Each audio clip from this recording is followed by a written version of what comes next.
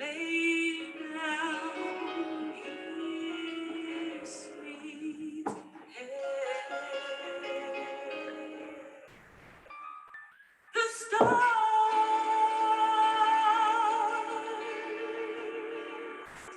in the sky, they look down where he lay.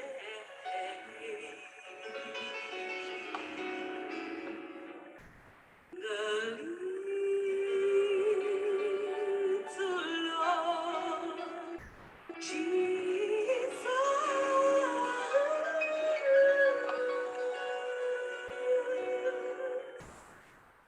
asleep on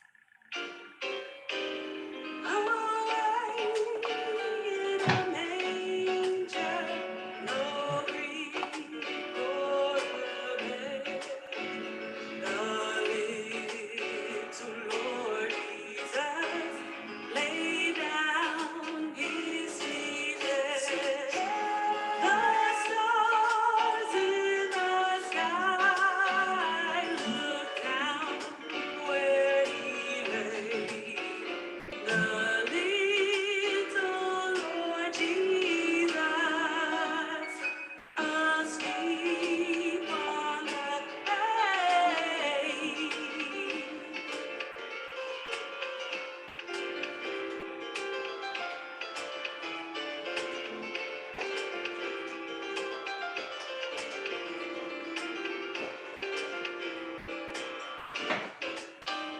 The cattle are lowing, the baby awaits. The little Lord Jesus, no crying he makes. I love thee, Lord Jesus, look down from the sky and stay by my cradle till morning is nigh.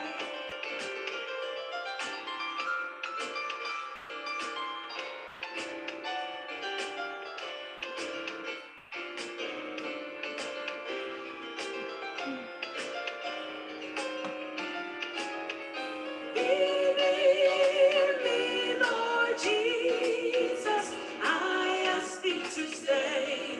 I ask thee to stay close by me forever and love me, I pray. Bless all thy dear children in thy tender care.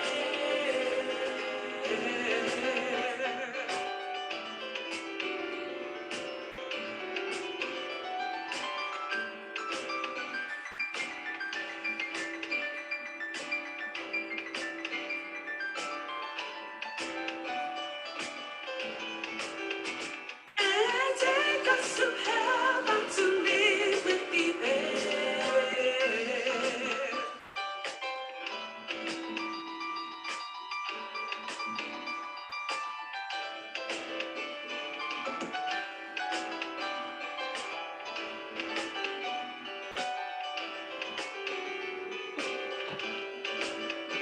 And take us to heaven to live with thee there.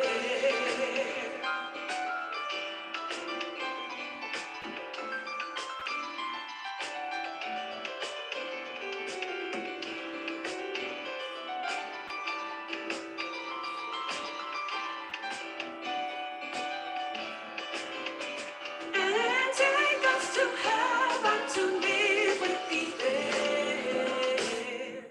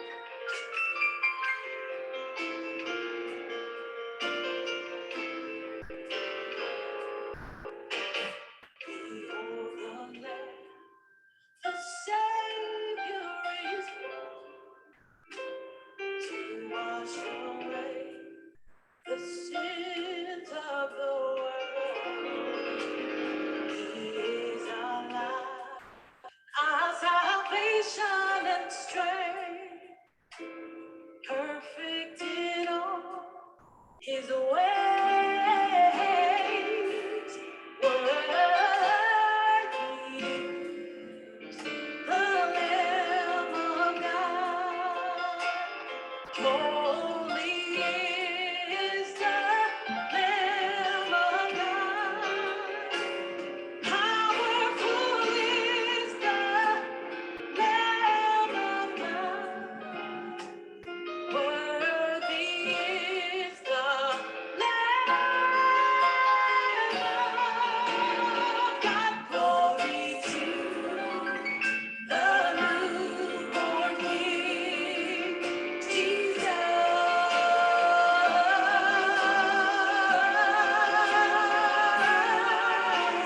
Jesus Christ, His name we sing. Hallelujah.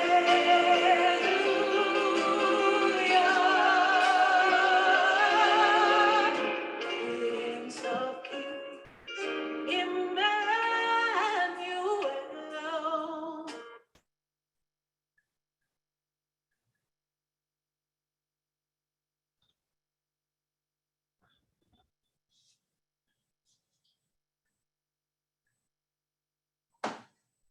Good morning. We are happy to have you with us this morning. My name is Alexandra, and I'll be your host. You will be muted during the session, but you can submit any questions in the chat, and I will feed them to Gatma to address them during the question and answer period. If you have any technical issues, please send a message directly to me, and I'll do my best to answer. Now, we will get started. Is she not the most beautiful one? She is the most beautiful one. Let me close my door. Feedback. And so, welcome everybody. We are so happy to have you with us this morning. And my lovely goddaughter, Alexandra, will be my host this morning. And so, you see is how cute she is. And so, we're going to get started this morning. We've got a lot of ground to cover. There's always work to do for the kingdom. And that's what we're trying to do this morning. And so let's get started with just the preliminaries. And so the question is, why are we here today? That's really what we're going to get started with. And so we are, first of all, we're gathered because we need to come together.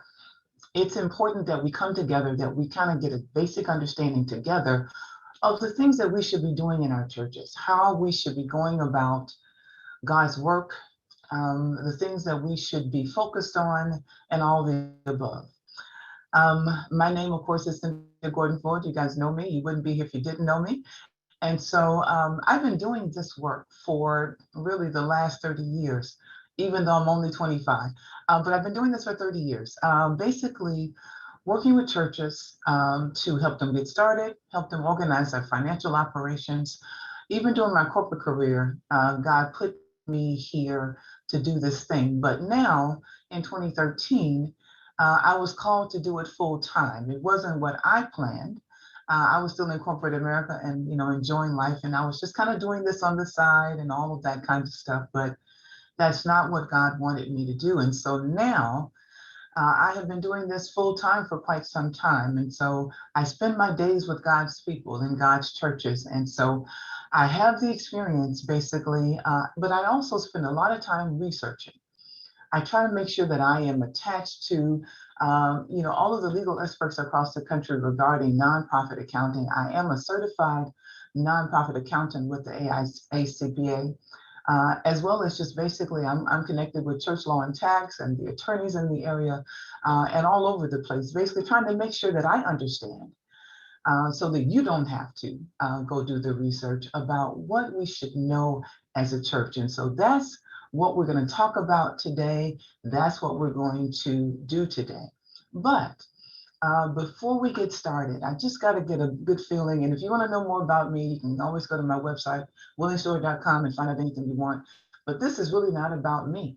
And so we're not going to waste time talking about Cynthia today because that's not the goal. The goal is really for us to share together the things that we need to share together as Christians, as those who love the Lord and those who love our churches. And we're trying to make sure that we maximize the ability of our churches to do ministry. So, Alexandra, if you will please launch for me the first poll. I want you guys to tell me pretty much what's going on with your financial operations right now. How do you feel about it? Are you comfortable with it? And so if you will just start responding to this poll for us. It's about, just quality, just what you're doing right now. How do you feel things are going just from your perspective? You may be a pastor, you may be someone in stewardship and finance or on the finance committee, because I have more than AMEs on this call today, basically, because I serve a lot of denominations and a lot of non-denominational folks as well. So just tell me, where you think you are and, how it feels right now. And so I've got about half of you have responded. Come on, everybody. Just tell me how you feel. We're not going to tell anybody what you're saying. It'll be just between us how you answer. But this is just an opportunity for you to give me an idea of who's in the room, basically, and what we are facing and where we are. Okay, we've got 10 more folks. Come on, guys, respond so we can see where we are right now. And I like the fact that it looks like about 60% say we're okay, but we could be better. That's a good place to be. But okay, got some folks. Yeah, I understand about that. Oh boy, we really need help. I get it. It's okay. It's okay. The first thing is the gospel of Jesus being preached. Okay. Okay, we're doing pretty good. At 31 out of 44. Can we get a few more responses before we end this poll? Just to see where we are. Great. Okay. I think I got a feel for it. Okay. So I think, Alexander, we can end this poll. And if you can, and we see the results basically. Yeah, we've got 60% of you guys are saying it's okay, but we could do better. But I've got about, 27% saying we need some help. So it's okay. But a few folks saying that you're very comfortable with what you're doing. I like that. That's wonderful. Alexander, you can drop that poll and let's go to the next one. The next poll is about revenue. Just to give me an idea on revenues, basically, where you are, just so I can understand what size, and not size churches, what is going on right now in this post-COVID environment. How have you fared this last few years? Because did we ever believe when this got started that we were talking about years? Oh my God. But we are heading into our second year of COVID. And it's not, we never thought, and you know what? It's good we didn't know when it started that we'd be here. Or we would have been nuts, right? We had to gradually work our way into this thing. But yeah, tell me how your church is doing or has done during this period. Okay, we had about half of you guys have responded so far. So everybody, I need you to let me know where you are. Give you a few more minutes to respond.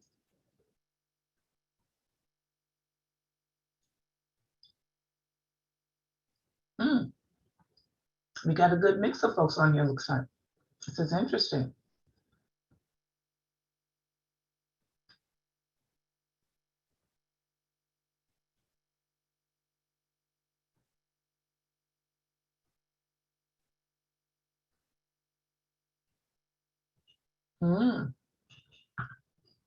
Okay, we've got almost 70%. Come on, give me a few more responses just so I know who's in the audience. Let me know.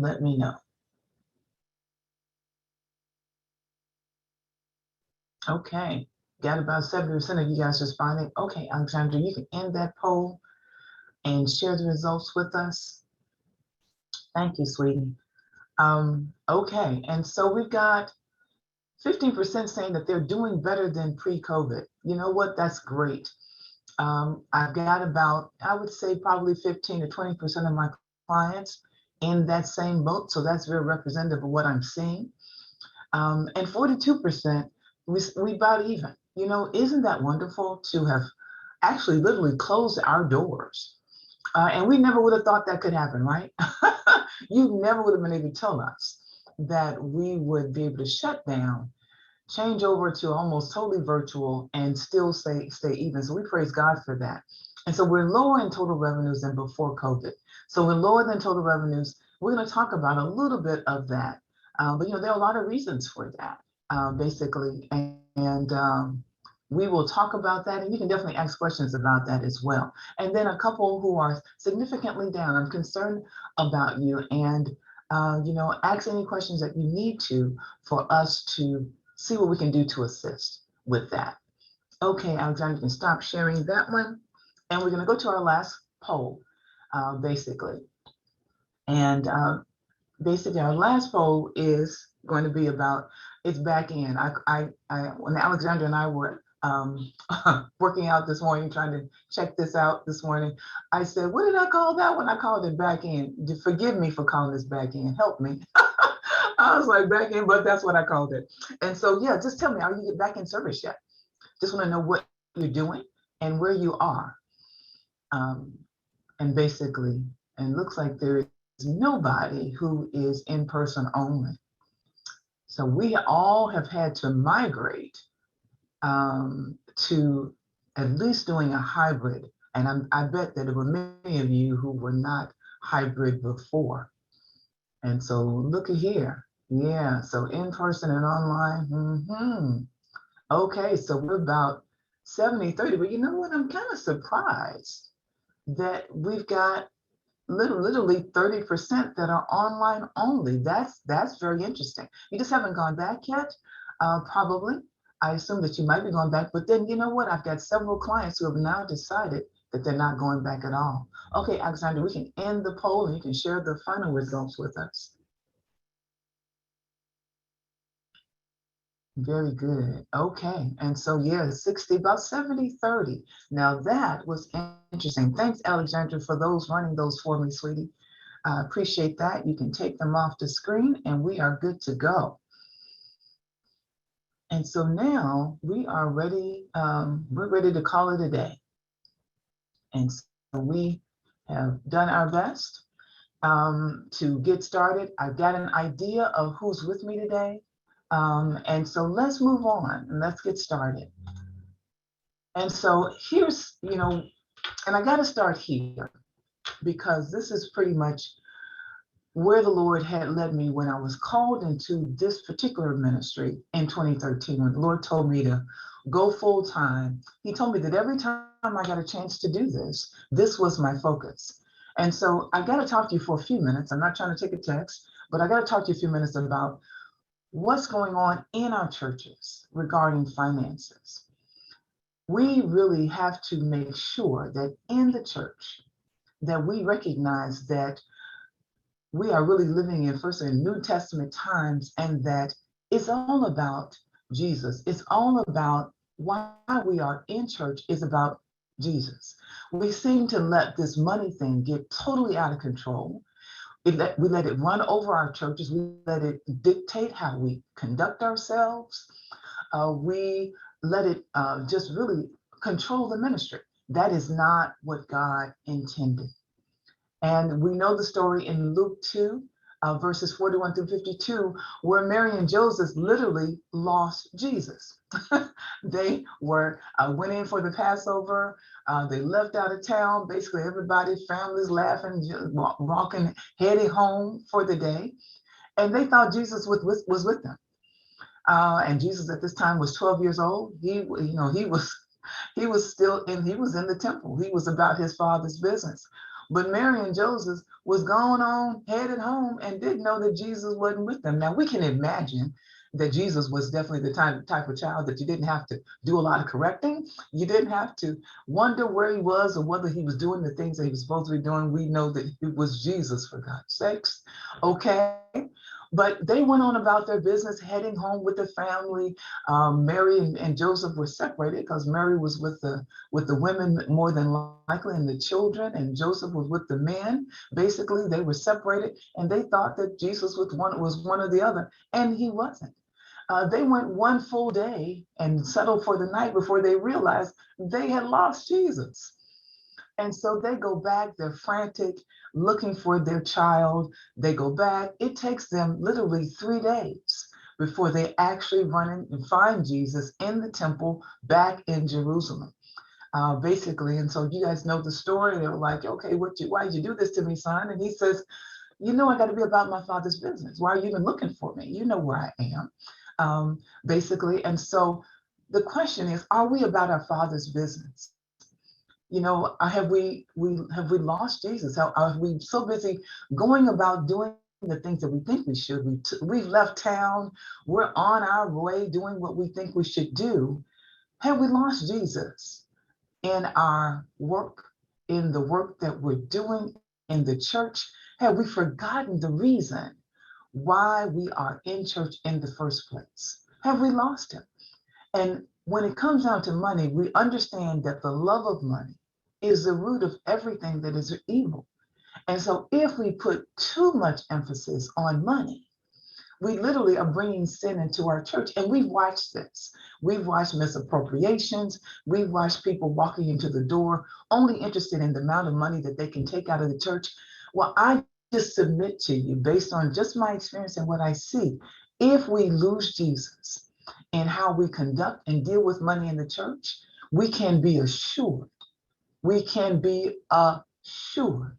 basically, that our churches will not thrive. They won't grow. You'll spend every Sunday wondering how many people are coming to church, panicking about the money that you raise on Sunday because it's going to go through your fingers.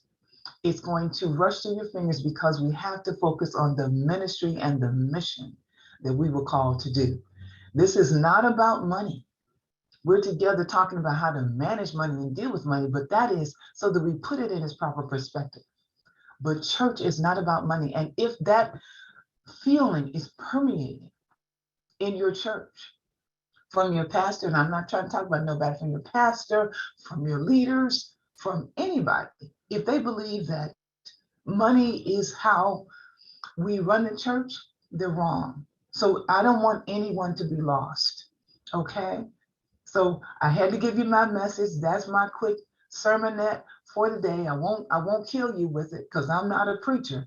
I just know what I was called to do. So I have to, first of all, say, it can't be about the money. It's got to be about Jesus. Everything we do is be about preaching the gospel and trying to find those souls who need to find Jesus so that they might be saved. Okay, I'm done with that one. Okay, what does it really mean? So coming from what we just talked about, what does it really mean to be a nonprofit entity or an organization? Let me tell you what the IRS says. And sometimes it seems like they might actually have a little bit more perspective than we do. The IRS believes that every nonprofit entity is really an entity that is designed to serve other folk. It's just that simple. You are an entity that is not trying to make a profit per se, but you're actually designed to create money. That doesn't mean that nonprofits are not supposed to make a profit. Yes, we should generate cash flow, and we'll talk more about that as the day goes on. But nonprofit means that we're supposed to be serving others. And so we know that's exactly what the church is supposed to do. And if we try to serve ourselves, if we try to maximize our own salaries, if we try to find ways to do what we want to do, what is called the ministry to do, we are outside of what a nonprofit entity is.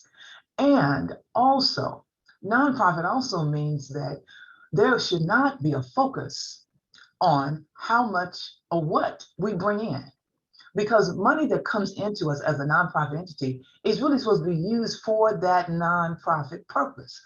We shouldn't have to worry about Men's Day, Women's Day, Usher Day, selling chicken dinners, car washes, and all of that. All of those different things are really outside of not only what we were taught in the Word of God, because we know during biblical times, they surely didn't have all these gimmicks that we use to bring money into the entity. They didn't do that. They simply asked to give, and the money was distributed for the poor and to care for the disciples as they were preaching and teaching disciples and the heads of the churches at that time. That's what the money was used for, basically. And so we've gotten to the point where we got all these things going on in the church, all kinds of stuff and different ways that we figured out how to get money out of people and find ways to get them to give money. Well, that is really not what a nonprofit entity is supposed to do. The Red Cross doesn't go through a whole bunch of drama about how you bring in money. We got a hurricane, give to the Red Cross so we can take care of the people that we need to take care of.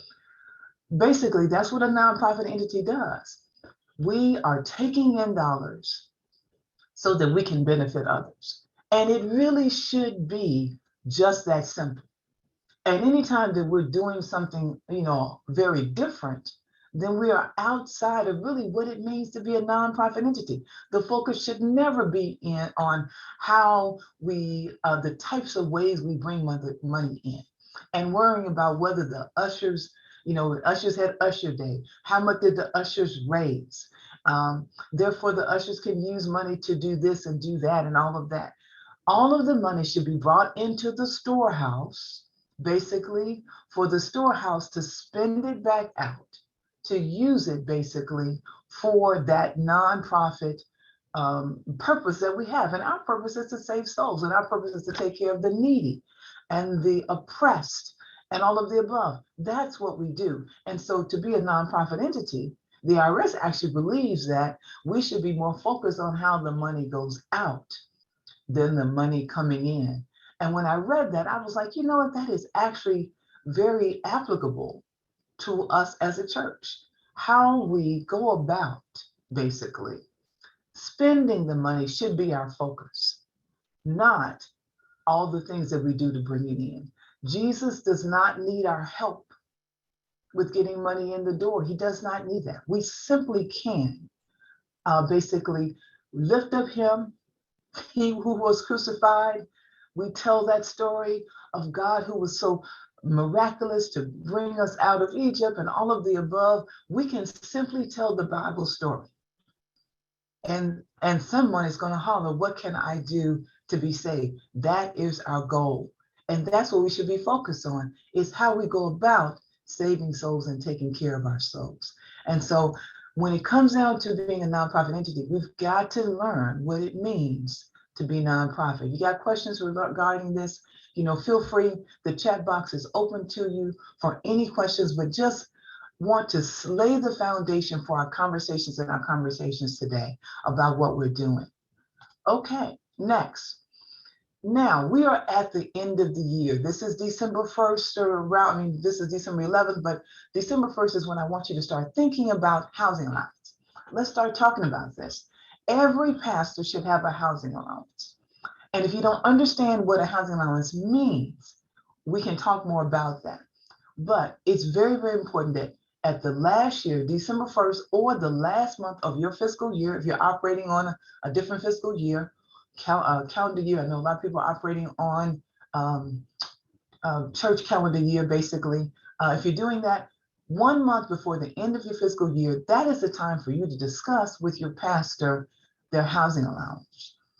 Basically, they should be giving you a housing allowance worksheet, basically, and you should be doing a resolution regarding so that you can properly execute it and designate the amount of their compensation that's going to be housing allowance. No pastor should not have a housing allowance. That's so important. Every pastor should have a housing allowance. And also, you have the ability to, we're talking about, because when I look at all of this, when we talk about housing allowance, I really want to talk about also minimizing taxes. One way to do this, of course, is to make sure that everyone maximizes their housing allowance. We're going to do another session on that. I'm not sure how far I'll get into that today, but we can talk about it. You got to maximize it correctly.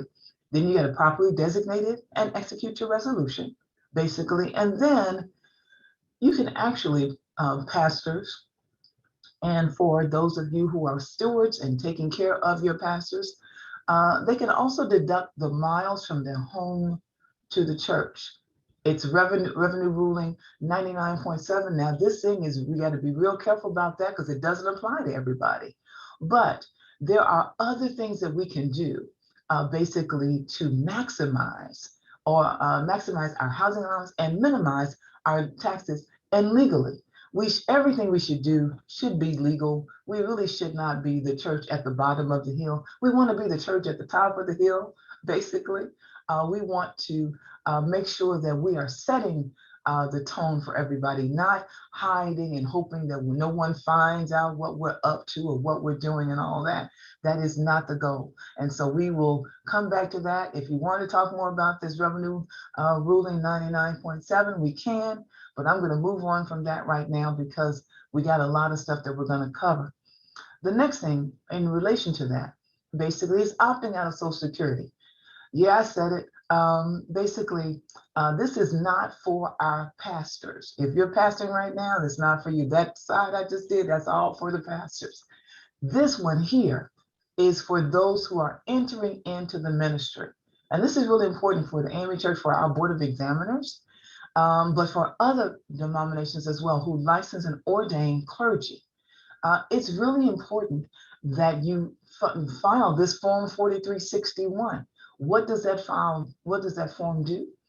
That form allows you to opt out of Social Security, having paid to pay the 15.3% self-employed taxes that you have to pay when you have a housing allowance. Housing allowance is not subject to federal income taxes or state income taxes, but it is subject to self-employment taxes. And so if you have a properly filed Form 4361 that has been accepted, you can avoid that 15.3% Social Security. This is critical for many of our clergy, because what I find is that our clergy are entering into the ministry. They've already had a career, a secular career. They've already worked their 10 years or their 40 quarters in order to earn a Social Security check. And so they enter the ministry after they've done that. And so paying into the Social Security system at that point is really kind of a waste of dollars. It really is, because you've already earned your Social Security check through your secular employment. And now, more than likely, you have probably made more money in your secular job than you're making as a pastor. That shouldn't be that way, but you know that's probably true. And so opting out of Social Security, this is only going to be for your ministerial income once you become a pastor. So you have to be ordained, licensed clergy person, but it must be elected before you earn your first $400 as a pastor. Okay, so what does that mean? It needs to be elected while you're in the Board of Examiners. It needs to be elected before you get assigned to a church. Or if you're a pastor who you've started a church and you haven't been able to get paid yet, you are still eligible to apply for this. So basically, but you only have the first 2 years, and the second you make your first $400, your time is pretty much running out for this. And that's why I say it's not for any of our pastors, because once you earn that $400, this window closes for the rest of your life. It is only a one-time window. I've got several of my pastors who started churches who have gotten their approved 4361s. What does that mean? That means that they are getting 100% of their compensation in their hands, and it is not subject to taxation. Is that not serious? Okay. And I think that is so critical, basically, for these pastors who start these, get signed to small churches, start small churches. They're only making $10,000, $15,000, $20,000 at best a year. How critical would it be for them, basically, to not have to pay taxes on those dollars? Well, we got to put things in place the right way. Board of Examiners, they won't let me in no Board of Examiners. I have petitioned, I've sent them proposals, I've done, they only like clergy in the Board of Examiners. But I told them, I'm trying to save you. I'm trying to save you. So I just want to say it out there to y'all. Let's start educating, okay, on this. It's important. And when you've done your, you've already done your secular employment, you still get your Social Security check that you've already earned. This is only opting out of Social Security for related to your ministerial income. Okay? Can you lose with this? You can't lose. I keep saying it. I'm gonna keep hollering it until somebody listens. Okay, we got to make sure that our young pastors and our new pastors take advantage of this. Do not do this if you are a 25-year-old pastor just starting, because you have not earned your Social Security check. And we need to talk, that's a whole different conversation, okay? But for those who are entering this to the ministry after they have worked in their secular jobs, everybody needs to know this. They really do. Next, this is a big issue, and this is one of our topics, because usually you guys know, a lot of times when I do my presentations, I do them on our best practices, because I've got 10 or 12 best practices for church financial management. And that's my normal presentation. But today is not about that. As I mentioned on the flyer, today is really about things that have to do with COVID-related things and where we are right now, basically, and the things that I have run into that have changed. And so this is one that I really wanted to mention today, because this is a big deal. A lot of churches, especially now, you've been out with COVID and all of the above, renting out the church property. Find out that churches do this a lot. Let me tell you what the legal folks recommend. They would prefer church specialists and legal representatives and attorneys. They would prefer that you not rent your church out at all to anybody. Mainly because of the liabilities that go along with it, and along with basically the fact it's just we have a responsibility as a nonprofit entity exempt for taxation to make sure that the things that we own basically are handled the proper way. And then you have to be careful about what you bring in, people getting hurt on your property and all that. So all of that is a concern. So the attorneys out there recommend that you not rent your church property out to anybody. That's a very conservative way to look at it. And we know most churches don't do that, and that we look at it differently. But let's talk about something that I ran into recently that's very concerning. This whole idea of property tax exemption, this is what their first concern is, that you would lose your property tax exemption. So let's be clear about what that means. Basically, property tax exemption, you're giving that exemption because you are a church, basically, and so that your state or local government is allowing you to be exempt from property taxes. More than likely, it's your county, because you are a church. We have talked in the past about renting out property to other churches, to Seventh-day Adventist churches who are possibly in on a Saturday versus being in on a Sunday. Someone is willing to come in at 4:00 in the evening on a church day when you're not using something like that. We talked about if we rented it out to another nonprofit that was doing something similar to us, that it was kind of okay to do that. Well, let me tell you that there are some caveats to that. I had a client that rented out an annex building. They have one building, they have another building that's sitting almost adjacent to their building that they were using for other things. Both properties were tax exempt because they were owned by the church.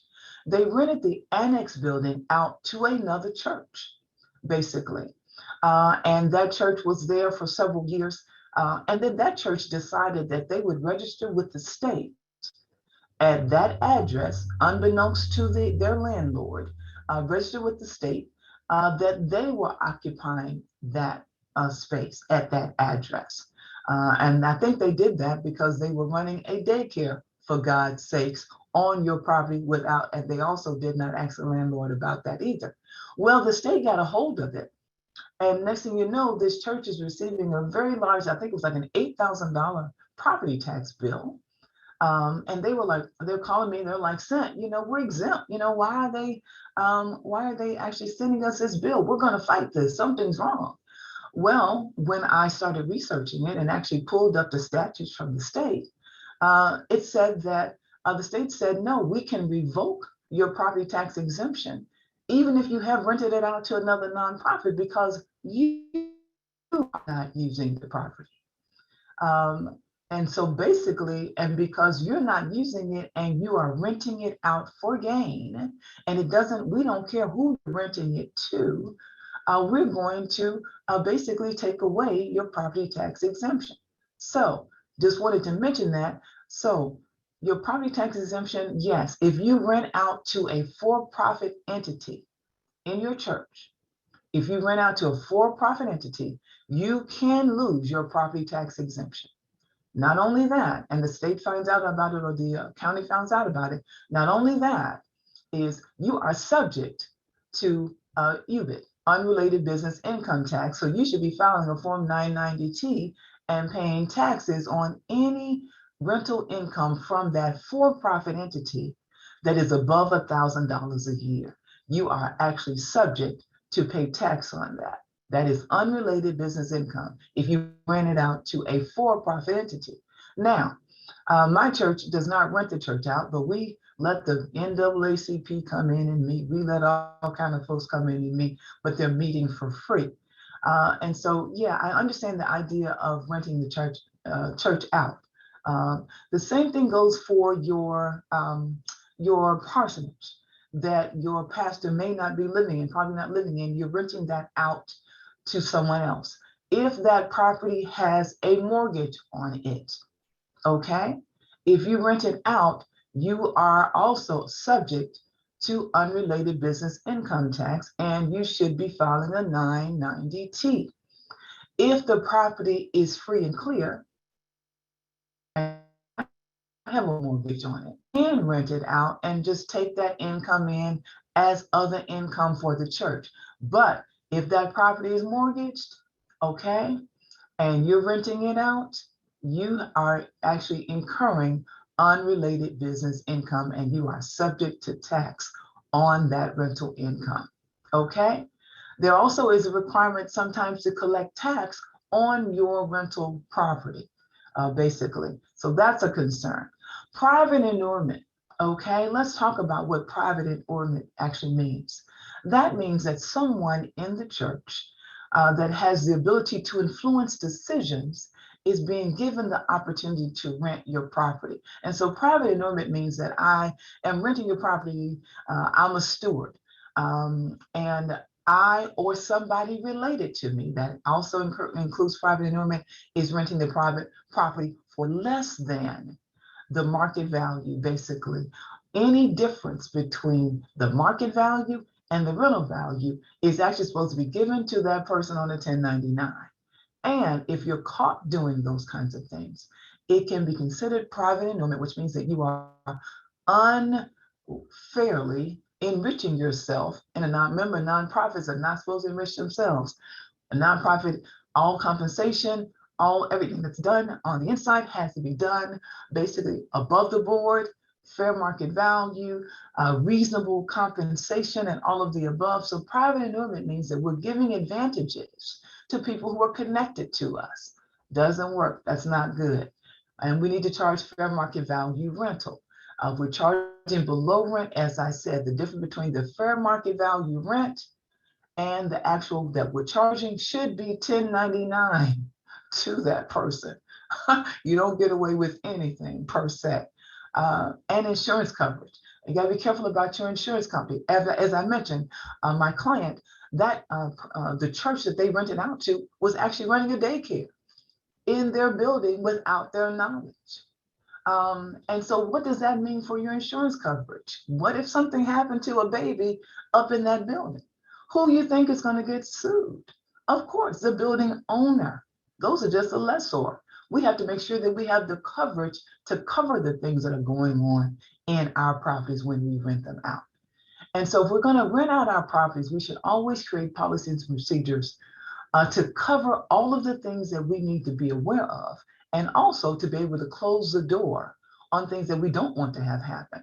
Just know that if you advertise that you are offering your building for rental out to the public, that means that you have opened the door to anybody using your property, literally. Because if you open it up for public use, then you are subject to what's called public accommodation laws. And you are subject to that. So be careful about renting out your church property. There's all kind of pitfalls there, but I wanted to mention to you my client that actually rented out to another church and still lost their property tax exemption for that building. That's important to know. Online services. Now that we are online, I'm going to ask you to do a couple things. Just be smart about being online. I'm going to ask you to avoid collecting your offering visibly online. Here's what I'm talking about. We'll have, we'll do things that we're not supposed to do. We should not have people, we used to do these offerings. I've seen these offerings where, people are like bringing money they're taking a heave offering or taking whatever, and they're bringing the money into the pulpit and all that kind of stuff. And they put it in a paper bag and the pastor getting the money, and we're doing things we shouldn't be doing. Okay. I'm just saying, just don't take up your offering online because this is one of those triggers for audit. If you are actually seen by someone, a revenue agent or say whatever, who wants to cause a problem with you, if you're caught online doing things that you should not be doing, that is visible evidence that can be used against you. So do not collect offerings online. Make sure you streamline your service and make sure that your offering is only an appeal for people to give to whatever your online giving option is. Streamline your offering options. I do not suggest that you have Givelify, you've got Cash App, you've got an online giving thing, you've got PayPal, you've got like 5 different things that you're doing for online giving. My suggestion is, because all you're doing is you're killing your volunteers. They got to go enter all that stuff. They got to go pull stuff from different sources and all of that kind of stuff. If someone can give on Cash App, they can give on Givelify. If they can give on PayPal, they can give on Givelify. Make your choice of what that one thing will be so that your volunteers only have one stream that they've got to go pull information from and deal with, okay? And then also now secure your online offers. You may not be thinking about how to secure these things, but make sure that these individuals who are pulling money from your PayPal account, switching things over, who are monitoring your Givelify, they're monitoring, keep your eye on that. That's something that you probably haven't even thought about paying attention to, but just know that we are in the days where everything has to be monitored, everything has to be watched. And so please think about how to secure your online offerings. Pay attention to the things and how they're doing it to make sure that those offerings are being secured. Okay, and then you have to adhere to Publication 1828. You may not have known this, but the IRS actually can control basically how you deal with things when you're doing online. They have the ability to control, I guess they had to give it to somebody, right? And so IRS Publication 1828 actually talks about the things that nonprofit entities cannot do online. And so you cannot have inappropriate pictures and things like that, any of those kind of things. Of course, we know that. But you also can't go on any kind of angry rants and theological debates about who's right and who's wrong. Nonprofits are not supposed to be about that, basically. And of course, political comments. We are always not supposed to, well, we know all of this stuff happens these days. But I just want you to know that literally the IRS has the ability to take away your nonprofit status if you're doing this kind of stuff online. May not have known that, but check it out. Publication 1828 basically says that they can take away your nonprofit status. And Alexandra, I didn't ask this before, but sweetie, can you put the slides into the chat if you haven't already done so? Because I do want them to make sure they have these different publications that I'm missing so that they can look at these numbers, read these things again and see what I'm talking about. But just know things are different now. And so because we're online and all of that, we need to know that there are others out there that have the ability to judge us and handle us and deal with us from how we handle ourselves online. Okay, restricted versus designated. I get this question a lot, and I just decided to deal with it today because we have to understand certain things about various gifts that come in to the church. And we've got to have a clear understanding of that so that we can deal with them correctly. So, restricted. You guys probably have all heard this term, I hope you have. Restricted donations are given where the donor applies conditions for the donation to be used for a specific purpose. And so I just want you to know that restricted donations are not tax deductible. Not tax deductible. Let me give you an example. Sister Ann comes in and gives you a check for $1,000. They put it on their envelope. Let's go that way. They put on the envelope $1,000, and they write down in the other section. They say it's for youth ministry. Well, youth ministry is not on your envelope. You ain't said, no pastor or no one else has said a word about collecting money for the youth ministry.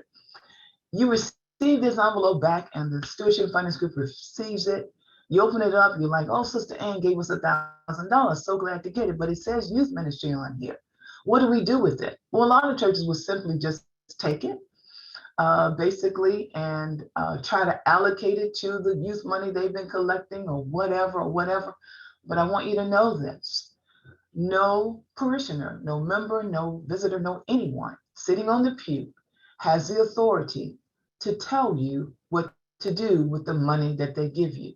In order to be tax deductible, all gifts must be, you have to relinquish your control of it. I can't give it to you and say, I want you to only do this with it. I can't do that, basically. I don't have that option. I'm sitting on the pew. I can't, write out something that says, oh, here's $5,000. I want you to give this to the pastor. It's not tax deductible if they do that.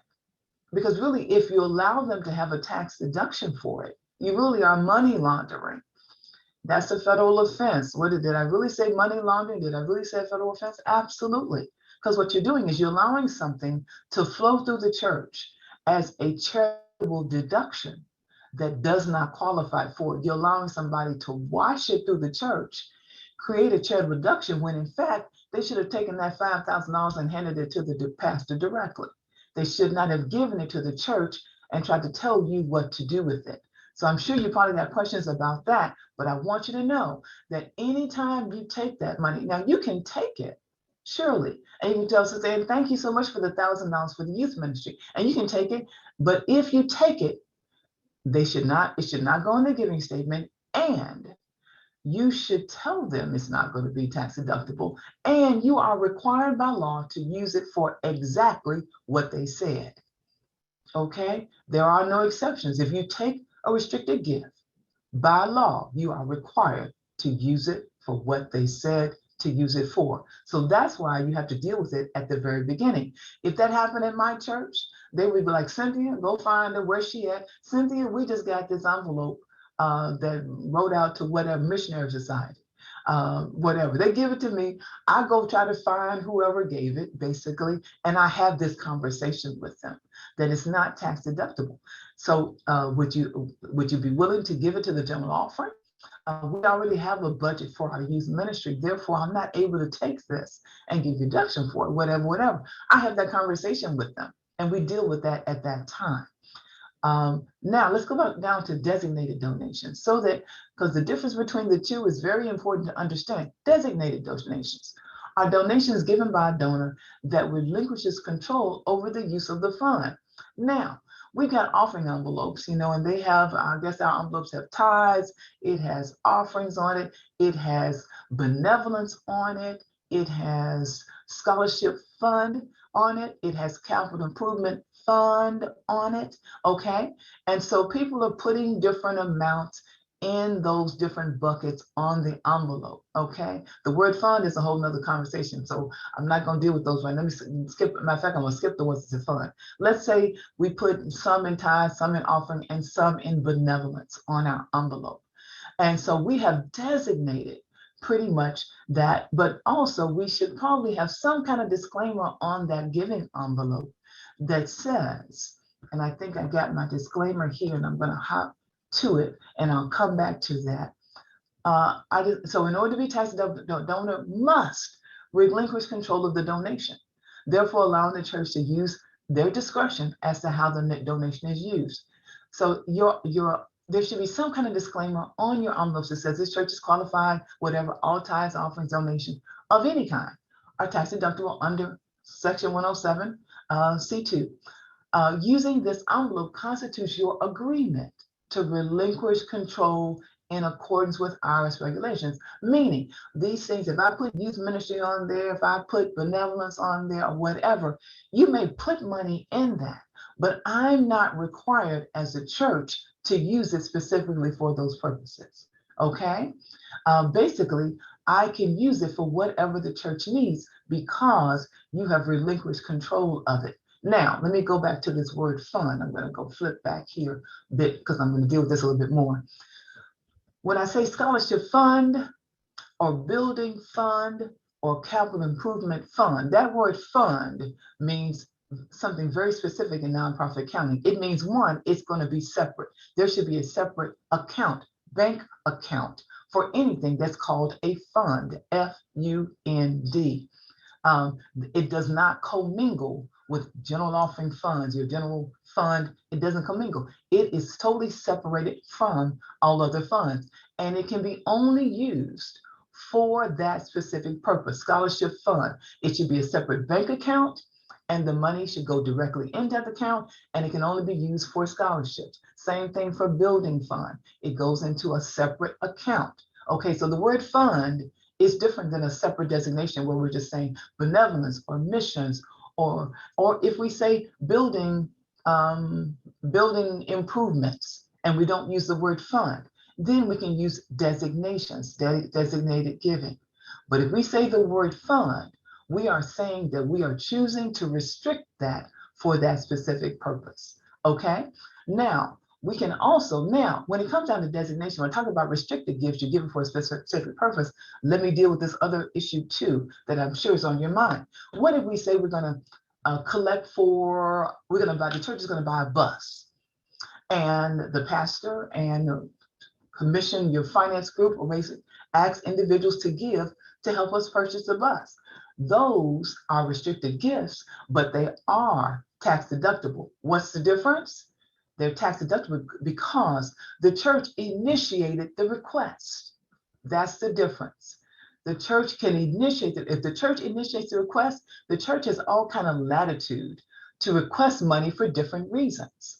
And so if the church initiates that request, then it is tax deductible. But I, as the giver, as the member, as the visitor sitting on the pew, I have no authority to initiate a request that's going to be tax deductible. It can only be initiated by the church. So I'm not going to beat that more. If you guys got questions about that, we will deal with that more later on because my time is almost up. I got 6 more minutes. Okay, IRS exempt organizations unit. We are finding that the IRS has gotten beat down, and I kind of like it when they get beat down, basically because they had to issue out all those stimulus checks. And then they had a breakout of COVID in their main operating office in, I can't think of the place it is right now, and they had to shut down, and revenue agents had to go home and try to find a way to work from home, and they really just suffered. They just suffered badly. They really did. And so, but they are now trying to pull themselves back together, basically, because this is an environment now where the government does want to bring in as much money as they possibly can, and having the bottom pulled out of the IRS was not a good thing, basically. And they didn't realize that they would end up shutting it down almost so they've sent out a lot of bad letters. A lot of things have happened. Some of your 2019 tax returns have not been processed. 2020 returns are barely getting done, and so all of that. And so they have decided to increase their revenue agents, basically, in their tax exempt organizations unit. Why? Because we are egregious. We break the rules all the time, and because we're not getting taxed, they know us. They know we got money. And so they want to reinvigorate their enforcement presence. so that people would really fear them more than they do now. Because we know they done got good at, but they're trying to have a comeback. They've hired a lot of outside contractors as revenue agents, basically to start dealing with nonprofits a little bit more seriously, basically. And these audits basically focus primarily on compliance issues, okay? Compensation, which we talked about, fair compensation. Of course, we know there's so many, churches across the country that are paying exorbitant amount of money to their pastors, to ministers and all of that, compensation, and they're improperly reporting it, giving 1099s to pastors. Okay, how we classify staff. Our minister of music doesn't get a W-2. They get a 1099. All of those things are probably incorrect. Keep in mind, the IRS wants you to classify most people as an employee who works for the church. They really do. Why? Because it puts the onus on the church to remit taxes to the government. They want as many people classified as an employee as possible, because that means that they're getting a steady stream of income in from us, and they're kind of keeping the coffers burning and all of that. Basically, these 1099s to pastors, no pastor should ever, ever, ever receive a 1099. They're not. They have dual status, and we'll talk about that in our next session, basically, and all of that, because it takes a lot to explain all of that. But they should be receiving a W-2 from their church. Every pastor, no exceptions. You cannot even report a housing allowance on a 1099, okay, properly. And so, and then this minister of music who's getting a 1099 because they don't want you to take taxes out of their check.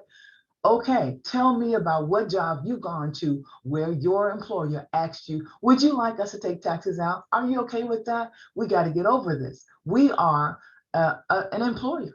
We have to enforce the things that we're supposed to enforce.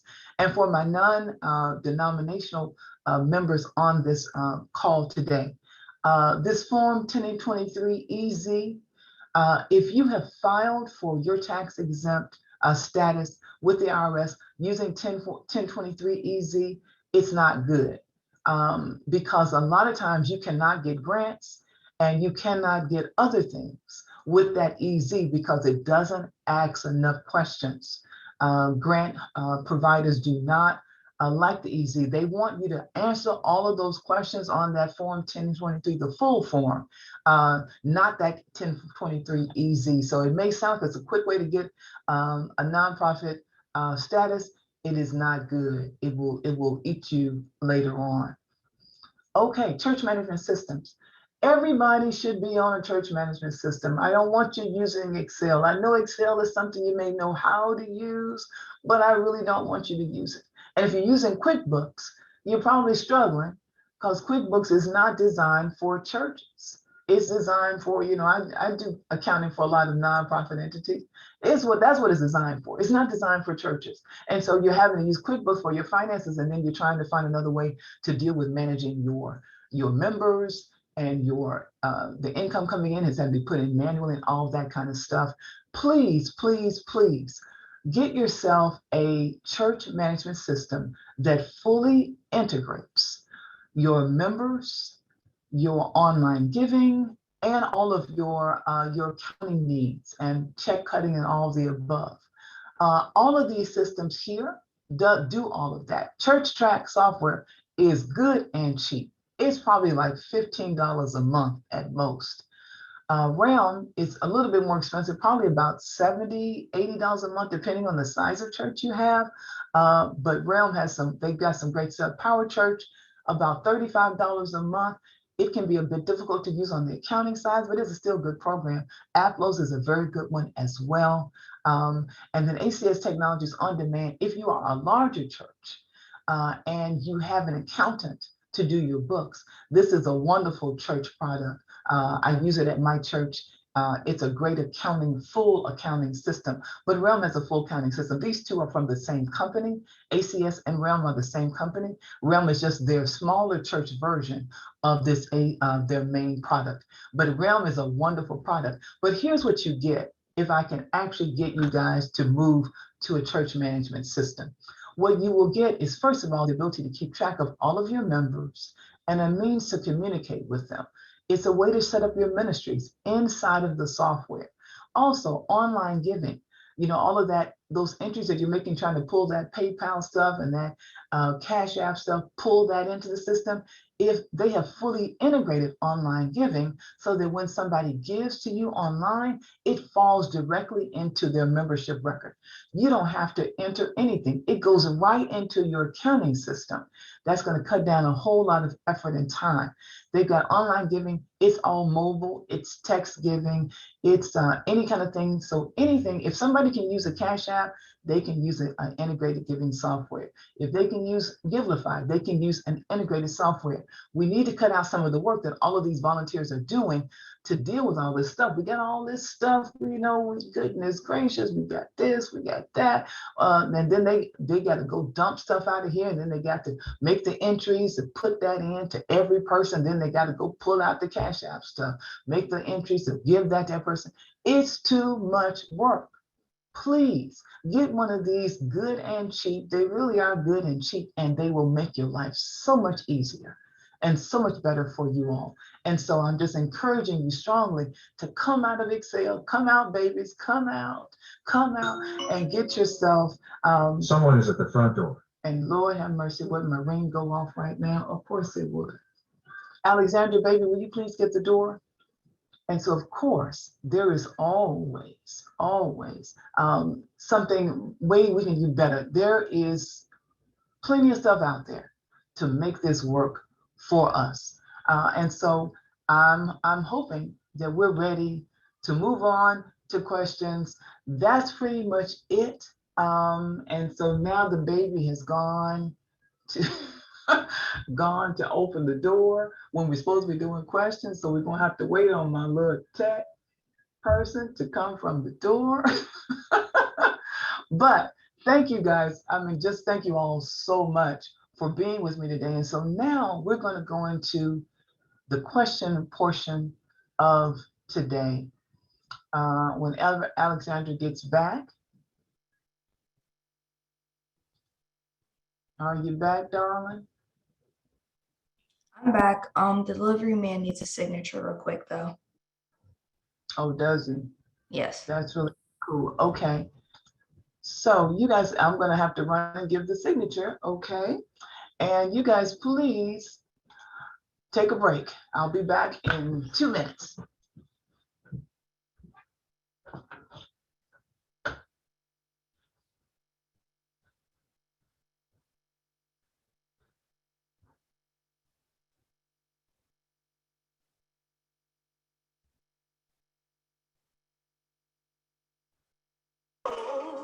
And joy in our hearts, bring peace to all the earth.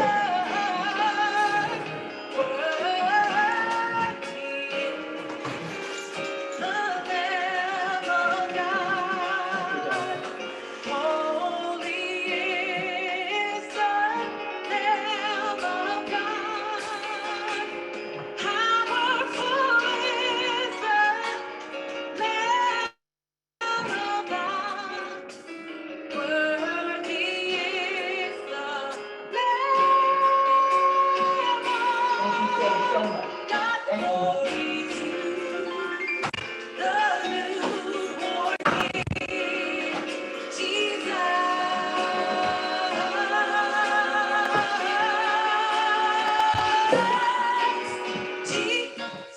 Christ, His name we sing. Hallelujah.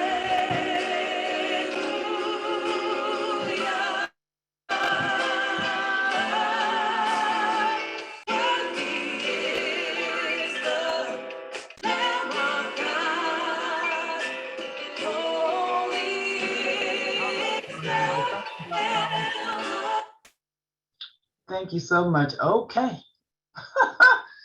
Well, of course, that would happen in the middle of my Oh, life is so much fun. Okay, we're going to get to questions. And so, Alexandra, sweetheart, tell me what the first question is. Okay, so the first question from the beginning is, what is the simplest way for those without knowledge of generally accepted accounting to present the month and church financials to the congregation in a way for understanding? That's a very good question. Um, First of all, the question, first of all, is what are you presenting to them? What type of financial statements are you presenting to them? And I may need to promote you to a panelist so that you can ask, because I need to know what type of information you're getting them, because um, it can take a minute for people to understand. You want to focus on the things that they can understand. So the first thing, ideally, is how much revenue you brought in that month compared to something. Just telling them revenue doesn't mean anything, but compare it to possibly the previous year or something of that nature.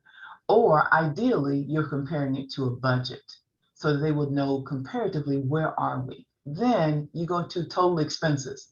How much did we plan to spend versus how much we did spend? Or how much did we spend in December of this year or November of this year compared to November of the previous year? There has to be a point of comparison. And then you might just want to go to cash balances. Okay. I've taught, I spent time at my church teaching them what the balance sheet is. And so we go through the entire balance sheet, but it took me time to teach that. And so I think that just people want to know how much cash you got, because if you say we only got $1,000 in the bank, then they'll know things aren't good. But if you say we got $75,000 in the bank, then things are not as bad. So easy answer is total revenues compared to something, either the previous year or budget. Total expenses compared to something, either previous year or budget, and then cash balances.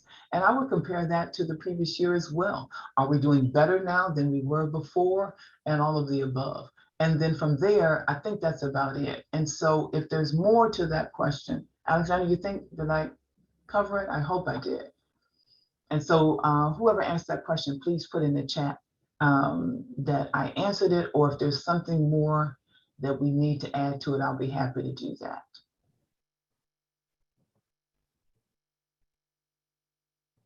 Is that a he or a she, Alexandra? It was Miss Linda Rouse Maisie. Okay. Sister Linda, did that answer the question? She says it was answered. Okay, great. Next question, sweetheart. What about churches that still maintain a parsonage? And then you said, when you're saying what about, are you saying what should be, so it's great. I assume your pastor is living in that parsonage. And that presents some issues. What it does is, and I'll tell you flat out really how I think about the idea of parsonage. I really think that it is detrimental to the pastor to live in a parsonage. And I say that because it takes away, we are, if this is an AME church, then we are an itineracy. And so pastors are moved from church to church. And I find it not good for the pastor in the long run to not own a home of their own. It is the one thing that we all can do to build up equity, to build up assets for our lives. And so when a pastor moves from church to church and lives in parsonage, that means that when they finish their life as ministers, they don't own anything. And that's not cool. It's really not. But as far as deductions are concerned, basically, it takes away a lot of things that the pastor could take as deductions, because whatever the church pays per se is something that is a deduction that the pastor cannot take. So for a housing allowance, it really is almost non-existent when it comes down to a pastor who lives in a parsonage, because there are very few out-of-pocket expenses that the pastor is incurring. And that is a significant loss of a very important tax advantage. And so that's pretty much it with parsonages. I would love to see, especially for parsonages that are paid, fully paid, I'd love for them to see that to be rental income for the church, basically. And then I'd love for these pastors to be using a housing allowance, and basically they could receive part of the rental income as a housing allowance if that's what the church can afford, or a little bit more. But I would love to see parsonages become rental properties, fully paid for rental properties for the church, instead of places for pastors to live, simply because I say that from just concern for the pastors needing to build up life assets for themselves. Okay, I think that's my answer to that. And who answered that question, Alexandra? Mr. Bill Dickens. Okay, Mr. Bill, I hope that answered your question. If I did not, please send me another note for that one, and I will expand on that further. Next question, sweetheart. This one is also for Mr. Bill. Will AME clergy be able to write off their AME pension lost during the current immunity crisis? Okay, that answer is no. Currently, I do not know of anywhere in the law. See, under Schedule A, casualty losses are losses of other things, but they're not losses of monies that were in pension funds. And so I am not aware of anywhere in the tax law where you can deduct that. But that is a great question that I really am going to research, because I hadn't even thought about it until you asked that question. And so thank you for that question. But my initial answer is no, I don't think so, because that really is a loss of future income. And we've had, these types of losses have occurred in the country before, and I'm just not aware of anywhere where the IRS has tried to soften the blow of a loss of future income or retirement dollars, unfortunately. I wish the answer was different, but I'm going to surely look for it. And I've got your email address, sir, and I will send you the answer to that. Matter of fact, I'll send everybody the answer to that one, because that's an important question. Okay, Alexandra, next one, please. Next question is from Miss Kathy Drayton. Would this eliminate Social Security tax, but still be subject to income tax? And you said when with this, which, Kathy, tell me when you said this eliminates Social Security tax, say, clarify for me what you're asking.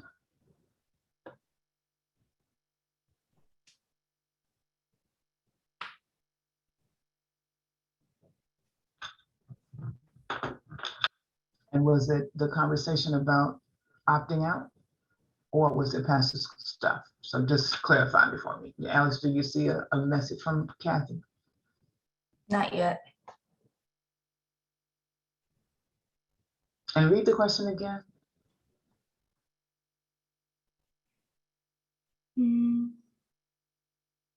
Would this eliminate Social Security tax, but still be subject to income tax? But this eliminates Social Security tax.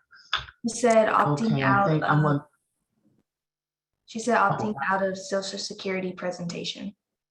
Okay, yes. So if you opt out of Social Security, and if you actually get approved for that opt out, then you would no longer basically, now let's be clear. When it comes down to a pastor, the church should not deduct Social Security or FICA from a pastor. Pastors are self-employed, and they would pay their entire 15.3% of their self-employment tax on their tax return, okay? And so that's the first thing. Every pastor should receive 100% of their compensation. Now, a pastor can choose to fill out a a W-4, basically, and they can ask the church to withhold taxes on their behalf from their pay. But if they do not do that, the church has no authority to withhold 1 penny from their pay. Okay, and so now if they actually opted out of Social Security, that means that when they file their tax return, they will note that they have a valid 4361 that has been approved, and then they would actually be excluded from paying that 15.3% when they file their tax return. So I'm gonna say this again, we should not be deducting Social Security or anything of that nature from a pastor's pay. The pastor is self-employed and actually would pay that and have that dealt with on their own personal return, basically, when they file it. The church is not involved in Social Security for the pastor, okay? And so I hope that answered the question. So yes, so opting out of it means that they would not have to pay that 15.3% when they file their tax returns, but the church should not be deducting anything from their pay. Okay, thanks for that question. That was a good clarifying question, Kathy, appreciate it. Next question, sweetie. The next question is more of a clarifying one from Miss Kathy. Would you Okay. clarify what avoiding collecting offering visibly online means and what steps can be taken to secure online offers? Okay, great. Thank you, sweetie. That's a great question. When I say avoid collecting offer, I don't want people to see you collecting offering online.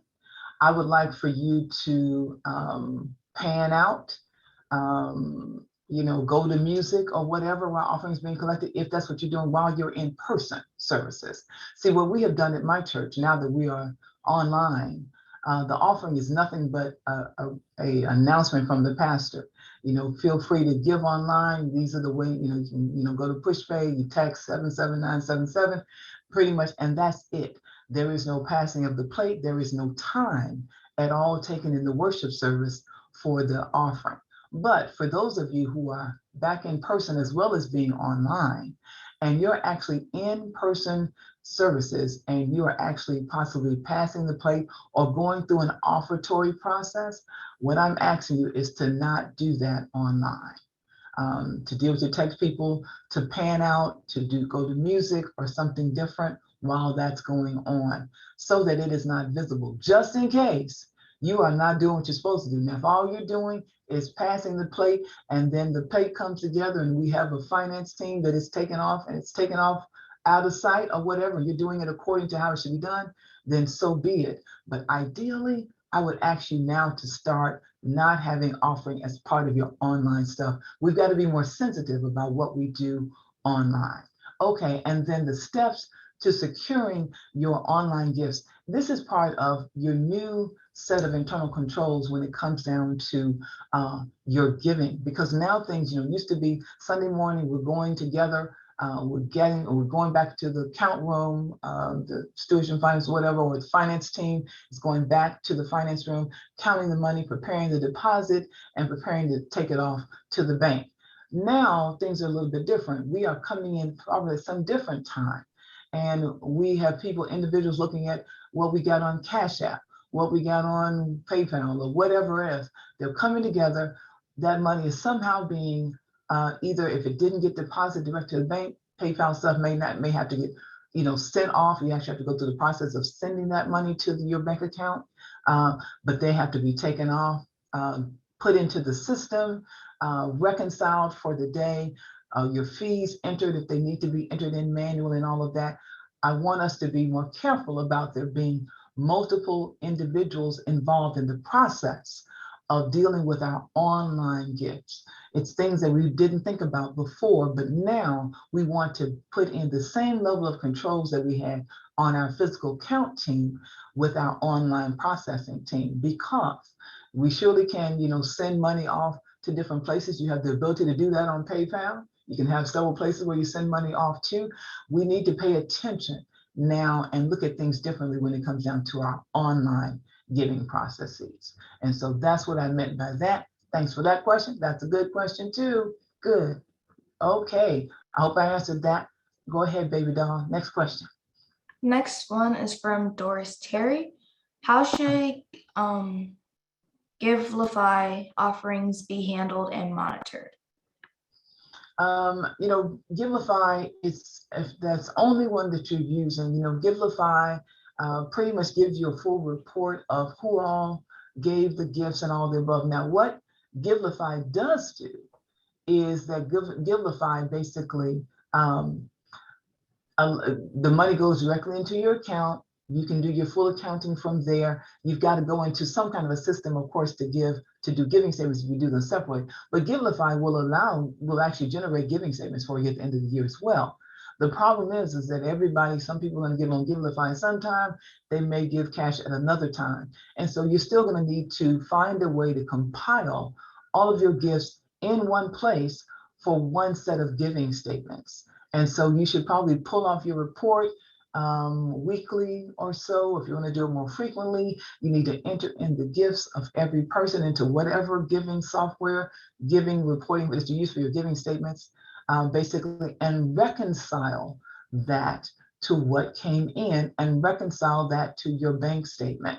And so now that we're not just dealing with cash, we're dealing with online gifts as well. Make sure on your online giving report that you have entered and given credit to every person that gave, that you give them credit for 100% of what they gave.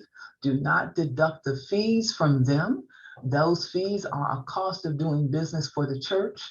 Every person, if I gave $100 and you only got $97.12, that other $2.88 goes to the church as a cost, but I get credit on my giving statement for the full $100 gift. But every week or whenever you pull that report off, please make sure that you reconcile that every person that's on that report gets credit for their gift, that you put your fees in, and that you reconcile that against your bank statement. That's very, very important to do. Alex? Somebody rose their hand, but I can't see who it was anymore. Okay. But you'll find that person. I think I saw the name was Brody, but we'll have to promote her to a panelist in order for her to speak, but we can try to do so. Or if you could lower your hand and raise it again, I think I can make them give them access to talk. Okay, sweet.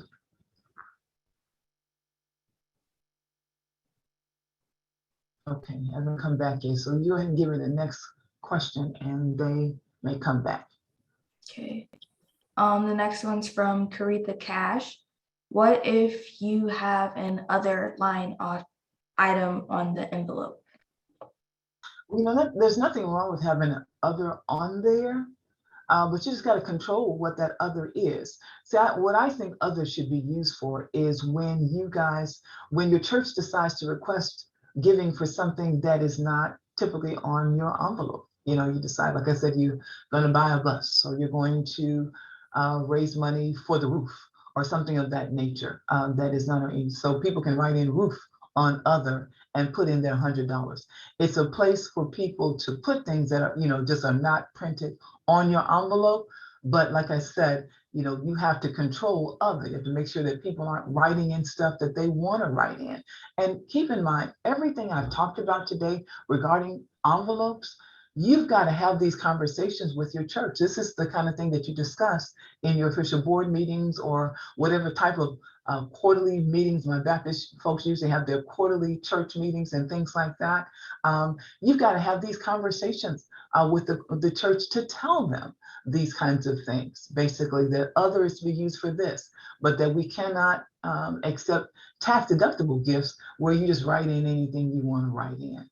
Because I have been in the situation where somebody wrote something in, and oh my goodness gracious, I think the lady was giving something to, she gave something for the missionaries, and she was like, well, I want the missionary budget to be $4,000 because I put $4,000 in for the missionary budget, and the missionary should give at least $4,000. They expect you to adhere to what they told you to do. And so you've got to be careful with that other and allowing people to really dictate what the church does with their money. Remember, tell them, It's not tax deductible if you do that. That should get them, that in and of itself usually takes care of it. Trust me, it does. Go ahead, Alex. Next person, please. Next question, sweetie. So the person who raised their hand is LaDonna Brody. Do you want me to give Okay. them access to talk? Yes, sweetie. Go ahead, Miss Brody. We're listening to you.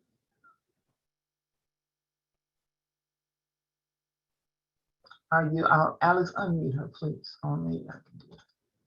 And she will need to unmute herself. Miss Brody, you will need to unmute.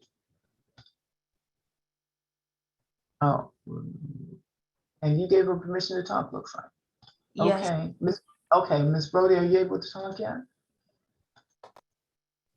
Okay, we may be the problem. It may be on our end. Okay, I'm sorry, Miss Brody, we're not able to hear you. So if you can type it in for us, that will, but thanks, Alex, you did a good job with that, sweetie. But we're not able to hear you, ma'am. Alex, give me the next question. And Miss Brody, if you could please put your question in the chat, I would appreciate it. Go ahead, sweetie. T. Joanne Holly asked, what about pastor's special gifts? Special gifts. Are we talking about like love offerings and things of that nature? I believe that's probably what we're talking about. There's a right way to do that. And it's very simple. And Ms. Brody has her hand back up again. We'll try to get you on as soon as we can. Okay. And so, but Ms. Brody, if you could put that question in the chat, that might be easier because we seem to be having some technical difficulties with trying to get you able to talk. But when it comes to those special gifts, you can definitely take them up. There's, love offerings. Now, the IRS does not like that phrase. It's become a real serious buzzword with them, basically. But here's the issue. You can take them up. There's nothing wrong with that. You just simply have to make sure, one, that it all goes, that the finance committee or finance team or whatever you have that's cutting out, that they collect that offering just like they would any other offering. Checks should never be made out directly to the pastor in the church. The pastor is your employee, okay? Checks are not made out to the pastor in your church. The checks are made out to the church. The finance team counts the money, basically, and they remit it directly to the pastor. Then it's just that you take an accounting of it. It becomes, part of their taxable income or part of their housing allowance, but I'll discuss that in our other session because there's other ways to do that. But it's very simple. It's just important that you collect the money as you in your normal course. You count the money, and then you remit it to the pastor. You're able to remit it to the pastor the same day. I would say put it in the bank. Do not give the pastor cash, put it in the bank, write a check out to the pastor. Okay, we're not supposed to make change out of the offering plate. That is against the law for nonprofits. You do not do that. You're not supposed, every dollar that comes into a nonprofit is supposed to go directly into a bank, and then you expend money out of that fund via check or however else you want to do it. But we don't handle cash. We don't make change out of the offering plate. We don't do any of that. If you need change, please just take it back with you and bring us $10 next week. But we're not going to make change out of the offering plate because that's a possibility for misappropriation in and of itself. And it also is commingling and dealing with things that we're not supposed to. Money comes in, it goes to the bank, we deal with it. So all of our offerings, finance team counts it, checks are not made out to the pastor, made out to the church.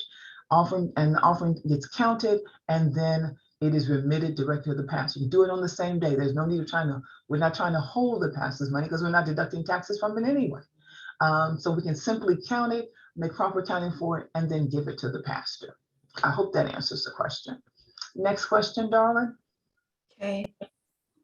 This one is kind of similar to the last one. Tara Huffman asks, can you raise an offering specifically for a particular ministry or use? You sure can. Yes, you can. And that's Pastor Tara Huffman. Yes, you can, Pastor.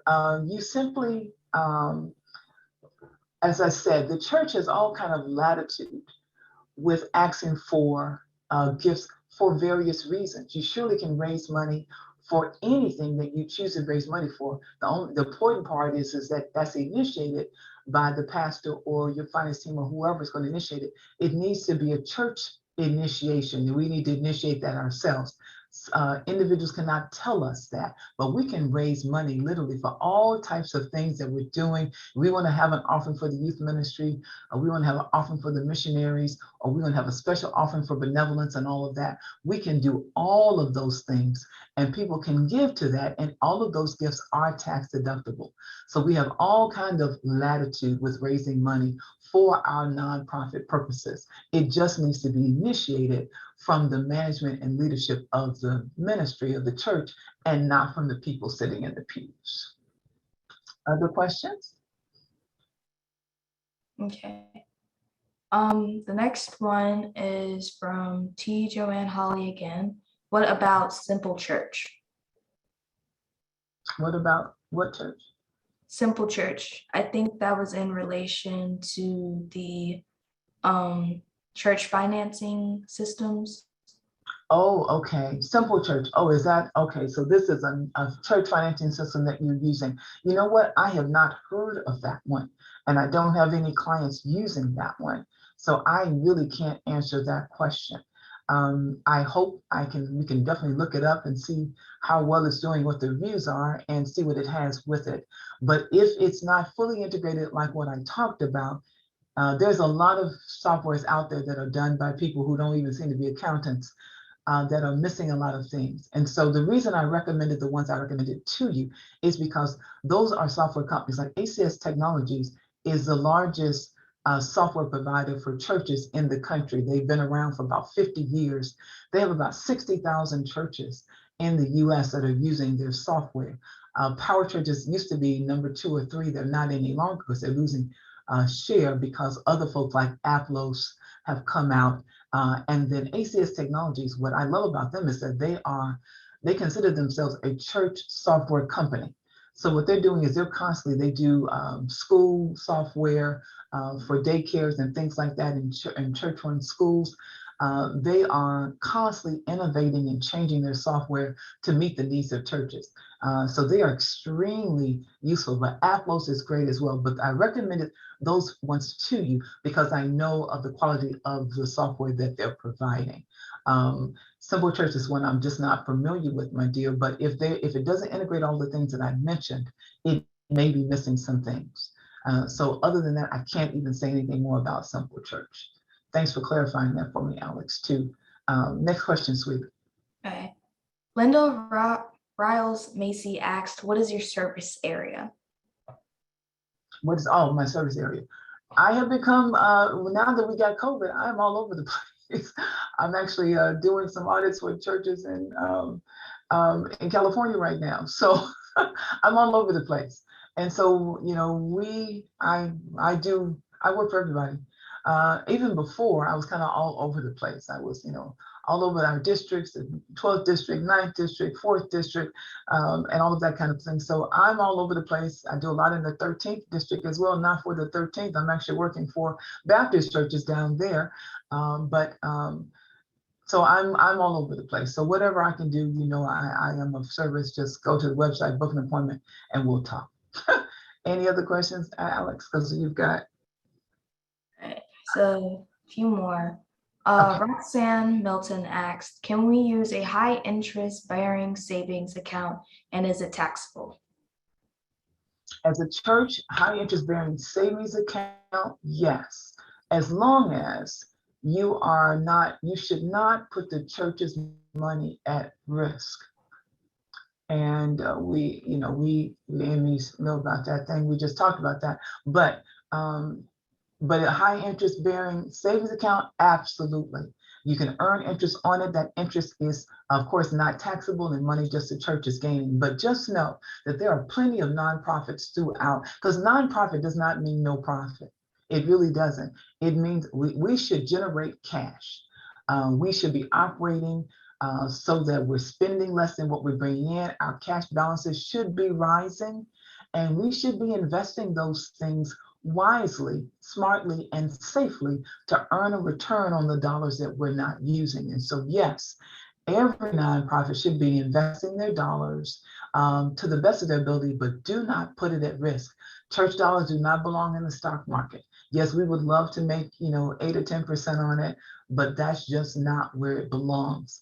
And you are going against your fiduciary duty of care that we are, like, IRS will say, well, you haven't been putting it in there. And literally, it's against the law to, put nonprofit dollars pretty much, especially retirement dollars, into things that are risky and can lose its value. And so, yes, please take and invest your money to the best of your ability. There aren't a lot of safe things that are giving you a lot of money these days, but surely your unused dollars should be earning interest. And that is perfectly good. And be smart about that too. And try to be and diversify. Remember that only $250,000 is FDIC insured. And so if you need to use multiple banks or laddered investments in order to make sure that all of your dollars are safe, do that, but definitely invest your monies. Thanks so much for that question. Alex, sweetie. Okay. They already asked one from Miss Linda about renting the parsonage. How should the rent paid be handled in the church accounting? Okay, no, we didn't ask that one. We kind of talked about it, sort of, kind of. Yeah, for the parsonage rent, basically, it should be recorded as other income. So it's rental income or whatever you want to call it. It's other income. But as I mentioned, if the parsonage has a mortgage on it, then you also have a 990 that would be due out to the IRS regarding that rental income. But if it does not have a mortgage on it, you simply are bringing it in as rental income. So it's other income that's reported separately, of course, from your tithes and offerings and other stuff. And so that's basically how I would do that. Okay. Next question. Somebody, Miss Cydia Wicker Brown asked if you could give some income tax saving tips on the church's end. Well, the church actually does not pay income taxes, okay? And so there's nothing for us to be concerned about at all when it comes down to tax, except when it comes down to these rentals that we can possibly do that cause us to incur unrelated business income tax. And so there really should not be any tax savings advice regarding our churches. We should be always operating as a nonprofit. Therefore, and taxes, churches have, that depends on what locality you're in. You may have a property tax return to do. In the state of Virginia, we have to basically just kind of re-up our entities, but we don't even have a property tax return that's due. But in the state of Maryland, they have an annual property tax to do that keeps them in good standing. And so it depends on what state you're in, whether you may have a property tax return, but other than that, there is no other reporting that's required of a church to do. And we are grateful for that. Next question, sweetie. Ms. Kathy Drayton asks, how does the rental of the parsonage tie in with the notion of not renting out church property? It's the same thing, Kathy, actually. That's a really good question. Basically, as I said, the attorneys that, church law and tax attorneys and all of those guys, they are quick to say, refer you not rent out any church building.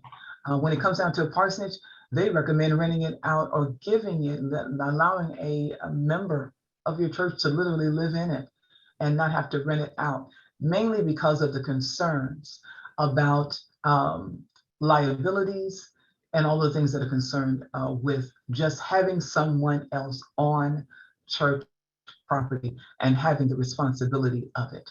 But when it comes down to renting out to church, there's no need to be saying that, because I know people are going to do it because they want to get the income from whatever they can rent out. Churches are doing that. I have one client that literally, I think the only reason that they are still up is because they have rented out their church to everybody. I got a daycare in there. They've got several churches meeting. They've got a senior citizens group in the church. I tell you, yes, and they keep themselves afloat from the rental income. So there's no need in me even trying to say, don't do it. I just want to tell you what the advisors advise. But if you're going to do it, then just be smart about it and recognize that if you have unrelated business income, you still have a mortgage on that property, that you need to be sending out that 990T. But pull that income in as other income and just be very careful. Do the policies and procedures that I mentioned earlier about making sure that what's going on in that rental area and rental space while it's being used is within the guidelines that you have established for your church and does not cause you any undue concerns or whatever regarding how people are using your property. So just be careful about that, but just know the two fit together. The advice is to not do it at all, but since we know we're going to do it, be smart about how we do it and make sure you control who uses your building. Okay, it's maybe best to not rent it out to a Subway sandwich shop or some for-profit entity. I would avoid that at all costs. Someone asked me about it. There was a dance group that wanted to rent out the church. You know, of course, the fellowship hall was going to be perfect, big old hall, whatever, but they were for-profit. And so that would, kind of mess around with the possibility of their property tax exemption. So let's just be careful about the whole renting thing. It can be a bit of a quagmire. So be smart about it. Next question. Miss Charlotte Nottingham wanted clarification about this being the Clergy and Lay Leaders Financial Workshop. Yes, it is. Okay. Next question. Ms. Caritha Cash asked, based off of restrictions versus designations, how would you classify the amount if the envelope has an other line and the money is donated to scholarship funds or missionary? Well, missionary, missionary in my mind is just another designation. I know that we seem to, in the AME church, we seem to believe that missionaries should have a separate account and it should be totally separate. I don't buy that. I don't believe that. I believe that the missionaries, the work that they do should run through the general church and general fund and be handled like all other ministries, basically, because it's private, it's confidential, but if you have a finance team that you cannot trust with the confidentiality of the work that's being done, then those individuals should not be on the finance team. But scholarship fund, as I mentioned, scholarship fund ideally should not be an other. I would hope that it would be printed actually on the envelope as something that we are consistently collecting for. Same thing as building fund or whatever. I would assume that those things will be on there. And then the rules that I talked about of funds applies there. That FUND, that's a very meaningful word when it comes down to nonprofit accounting. It really is. And so it should be separated out and all of the above and handled the right way. But other really should be for those one-up things that occur that are initiated by the pastor or others who have been put in authority to do so. And so be careful about other, manage other very carefully. And these are conversations that I would love for you guys to actually start having at your board meetings. Start talking about these things. You want to make people familiar with the rules and the policies of your church and how you deal with finances and how you do all the things that you do. It's important that they get an understanding of it. And I have found that once I gave them an understanding and gave them the whys, people had no problem doing what we asked them to do. So, but it's important to communicate it and it's important to explain why. And so, yes, other needs to be managed.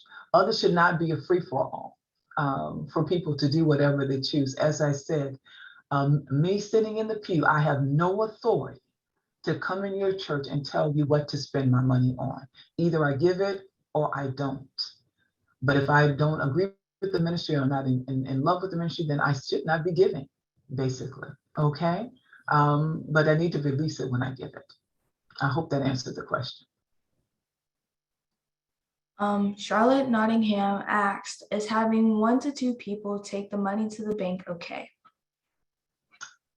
It is okay if it has been counted by a team before it got to that point. So the team counted the money, hopefully. There should be at least 3 persons on that team. If at all possible, I prefer 3. It should not be a husband and wife team. It should not be a brother and sister team of 2. It should be 3 persons ideally counting money. I said not husband and wife, not sister and brother, because of collusion. The ability for 2 people to choose to do something to thwart, that third person it makes the percentage of the possibility of collusion go down significantly, because it's very hard to get 3 people to agree on anything. But when it comes down to a brother and sister, yeah, well, they were covering for each other as kids. They surely will cover for each other now. Husband and wife, we are paired together for a reason. And so that third person adds into that mix what we need when it comes down to real internal control. And if those 3 persons count the money, prepare the deposit slip, and seal the bag or seal whatever is being taken to the bank, they record on the counting sheet that they are in agreement that this is the amount that is going to be deposited. Deposit ticket gets prepared by that group, and they hand it off to someone, or 1 person to go to the bank. I think that's perfectly fine, because now we have certified how much we've sent to the bank. That 1 person just goes to the bank, deposits it, basically, hopefully brings back the deposit slip, gives it to a member of the finance team, and we're good to go. So the question really is, how are we getting to that process? I had 1 client call me last week. They've got somebody that, the count team decided not to come to church. Pastor sitting there and nobody there to count the money. She just said, I just sat there and waited for somebody to come. She said, and then the treasurer comes from across the street, because she lives just across the street, came across the street, picked up the money and walked out of the church, basically with it. That's a no-no. You don't know how much you received. You don't know, you have no idea what was done. It should not have occurred that way. And so the pastor, she brought it up at the board meeting, but she said she wasn't going to touch it at the time. I think that was the right answer, because it's a layperson's responsibility to handle that. It should have been handled right, and it wasn't. And so those are the kind of things that should not occur when it comes down to counting. But that is the process that we go to. So yes, 1 person going to bank, it's fine, as long as the process leading up to that meant multiple people counted, multiple people verified the deposit, multiple people actually were aware of the amount that was going to the bank. So now the person that reconciles verifies that what the count team counted actually ended up in the bank. Long question, long answer to a short question. Okay, babe, we're doing good, babe. Okay. The next one is, how does one determine the amount for housing? Is there a certain percentage of income? And this is from May Cole. Ms. Cole, that's a good question. The way to determine it is the housing allowance worksheet that I mentioned earlier. We should sit down, you sit down basically with your steward board or whatever, and you give the form to your pastor. The pastor fills it out, and in that form, they're outlining all of the things that their expenses. They tell their mortgage and their lawn care and their utility, all the kind of things that go to housing allowance. It's actually a very extensive list of things, basically. And they come up with a total amount of their housing expenses. They submit that to the steward board or the deacon board or whatever board has that authority in your particular church. They said, this is what this is my housing allowance worksheet. This is the amount, per se, that I qualify for as a housing allowance. It's very possible that your salary may be less than your housing allowance, but it's determined by that, basically. And then basically the group, you get together and you determine how much the church can afford or whatever the salary package is. I would suggest that you maximize the housing allowance before creating salary. So it just depends on how much if the person makes $75,000 a year and their housing expenses are $32,000, then their housing allowance should be $32,000. It should be the maximum amount of that, and then the rest goes toward. But there's all kind of good ways to put together a compensation package. We can talk about that. We can do reimbursables. We can talk about other things that we can do to put cash into the pastor's hands that is not necessarily taxable, and then we try to minimize the amount that's actually taxable salary that's going to go in box one. But the first thing is to maximize the housing allowance, and you determine that amount by what the person actually can receive, what they're eligible to receive. And you're not going to know that until they complete a housing allowance worksheet first and submit that to whatever that governing body is that's going to determine compensation. And so, Ms. Cole, that's how the process gets started. So it's not a percentage or whatever. It's not that at all. Questions? Alex, the next question, sweetie. I think I've done the best I can with that one. Okay, in relation to that last question, Roxanne Milton asks, where do we find the housing allowance worksheet?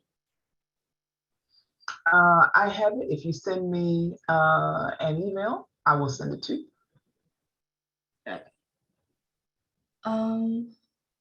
The next one is, should rental income be coded as contribution?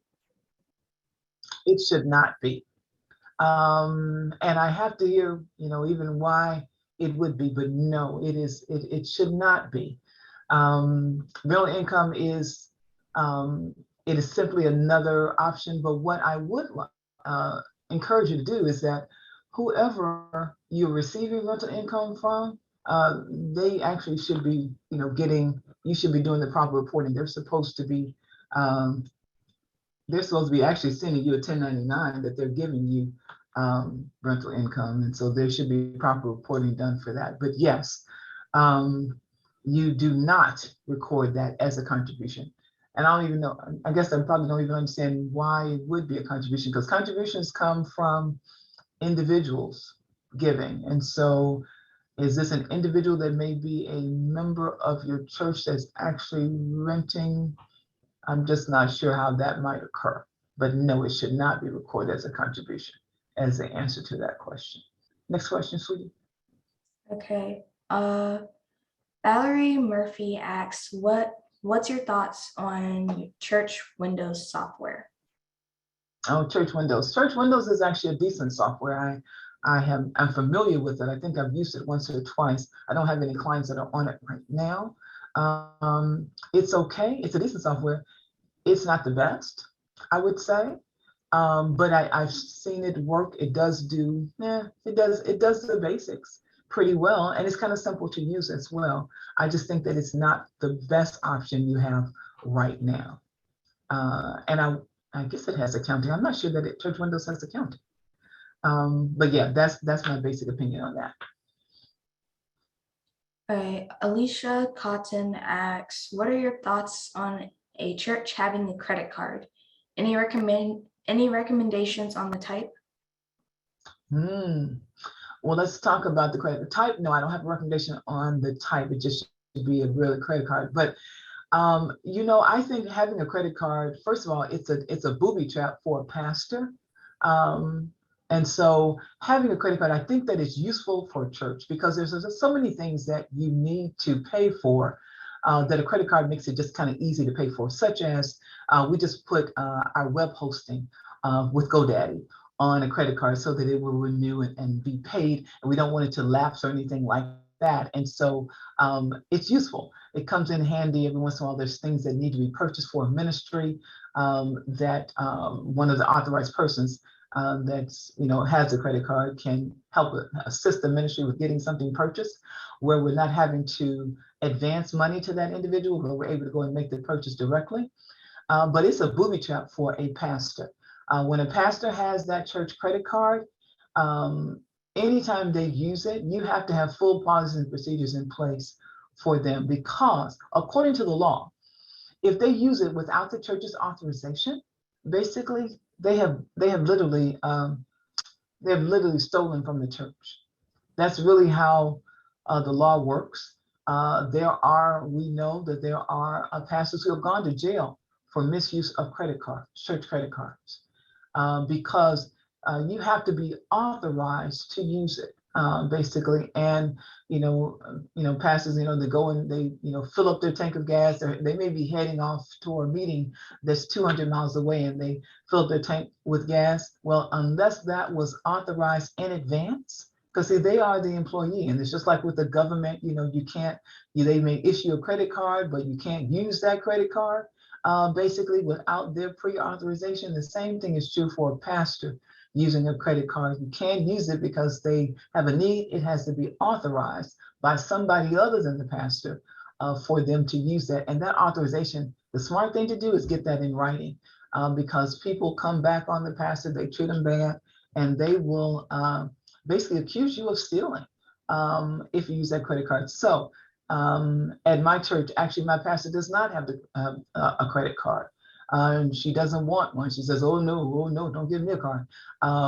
But several of us do. I have one. The chair of the trustee board has one. The chair of the pro tem of the steward board has one, basically, and one other trustee has one as well, because of course trustees, things have to get, fixed. The air conditioner goes out or whatever.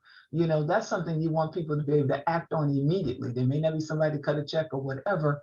You want those kind of things to happen. So I do think it's great for the church to have a credit card, but it also needs to be properly managed, supervised. And I think that is a booby trap for a pastor to have a church credit card.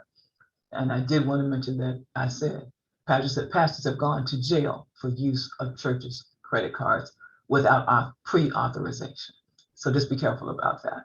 That's a great question. Thank you. Jennifer Mitchell said, in relation to that question, is that the same policy for a debit card as a credit card? It is. But with a debit card, it's far more deadly as well. But yeah, it's absolutely the same, sister. It's absolutely the same, except with debit card, it's coming out of the account immediately. And so when you have multiple people using that, first of all, you got to reconcile what all that stuff is and get it properly recorded. And then you're taking cash out of your operating account, and you need to be careful about that. That has to be managed.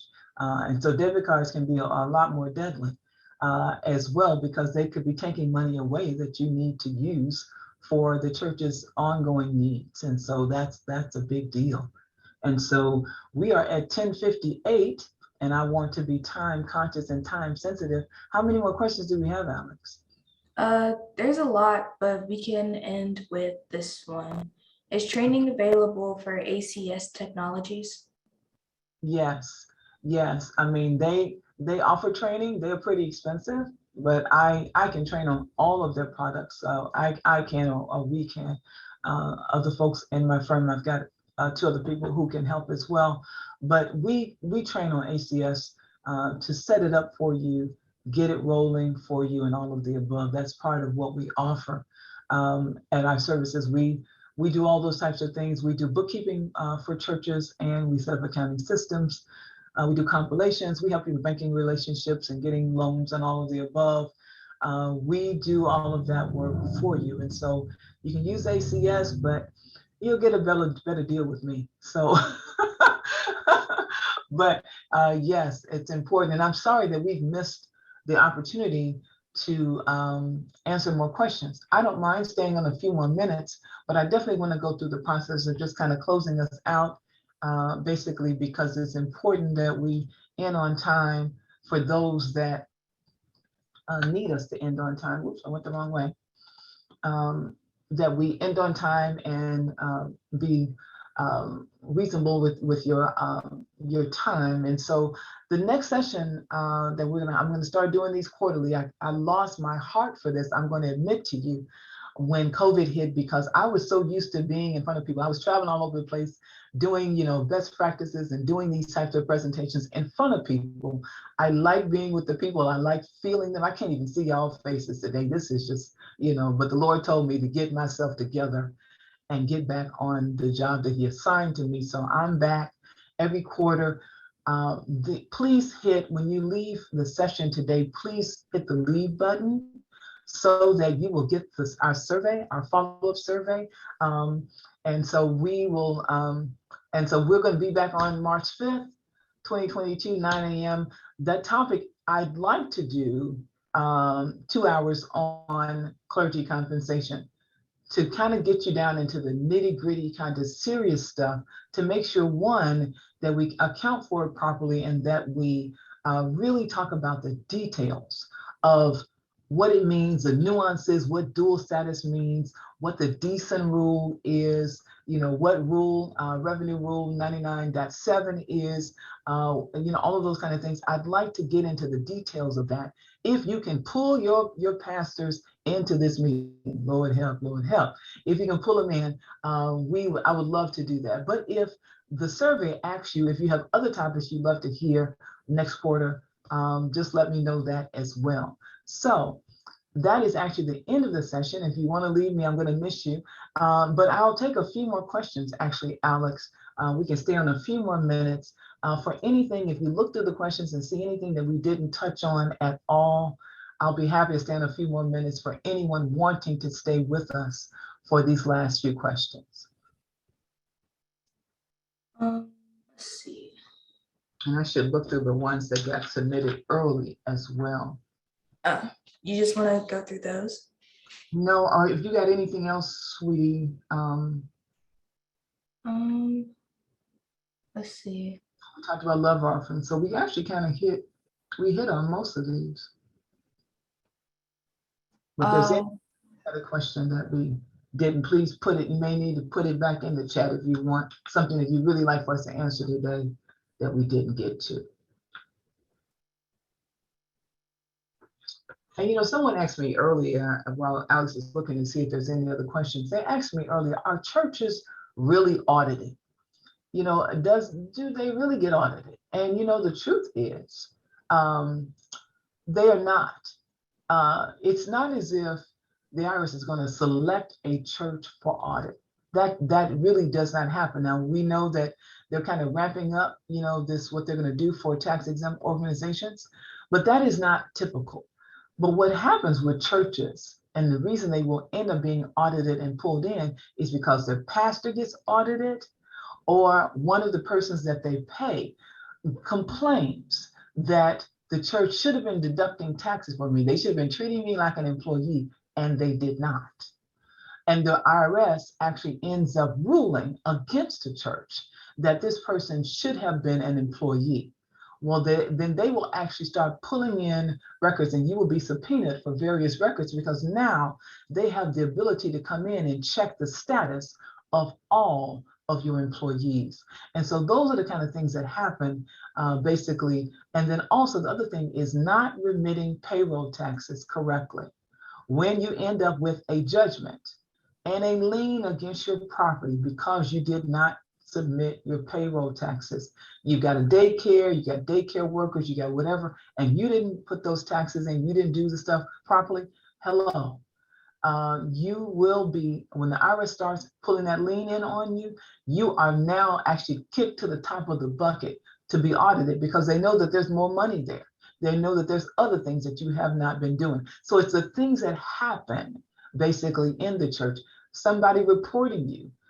They don't like what's going on. Somebody sitting in your congregation will say, you know what, I saw that church handing money around the pulpit, and they gave it to the pastor, and the pastor left the room and nobody counted it. Those kind of things. You can be reported to the IRS for your actions.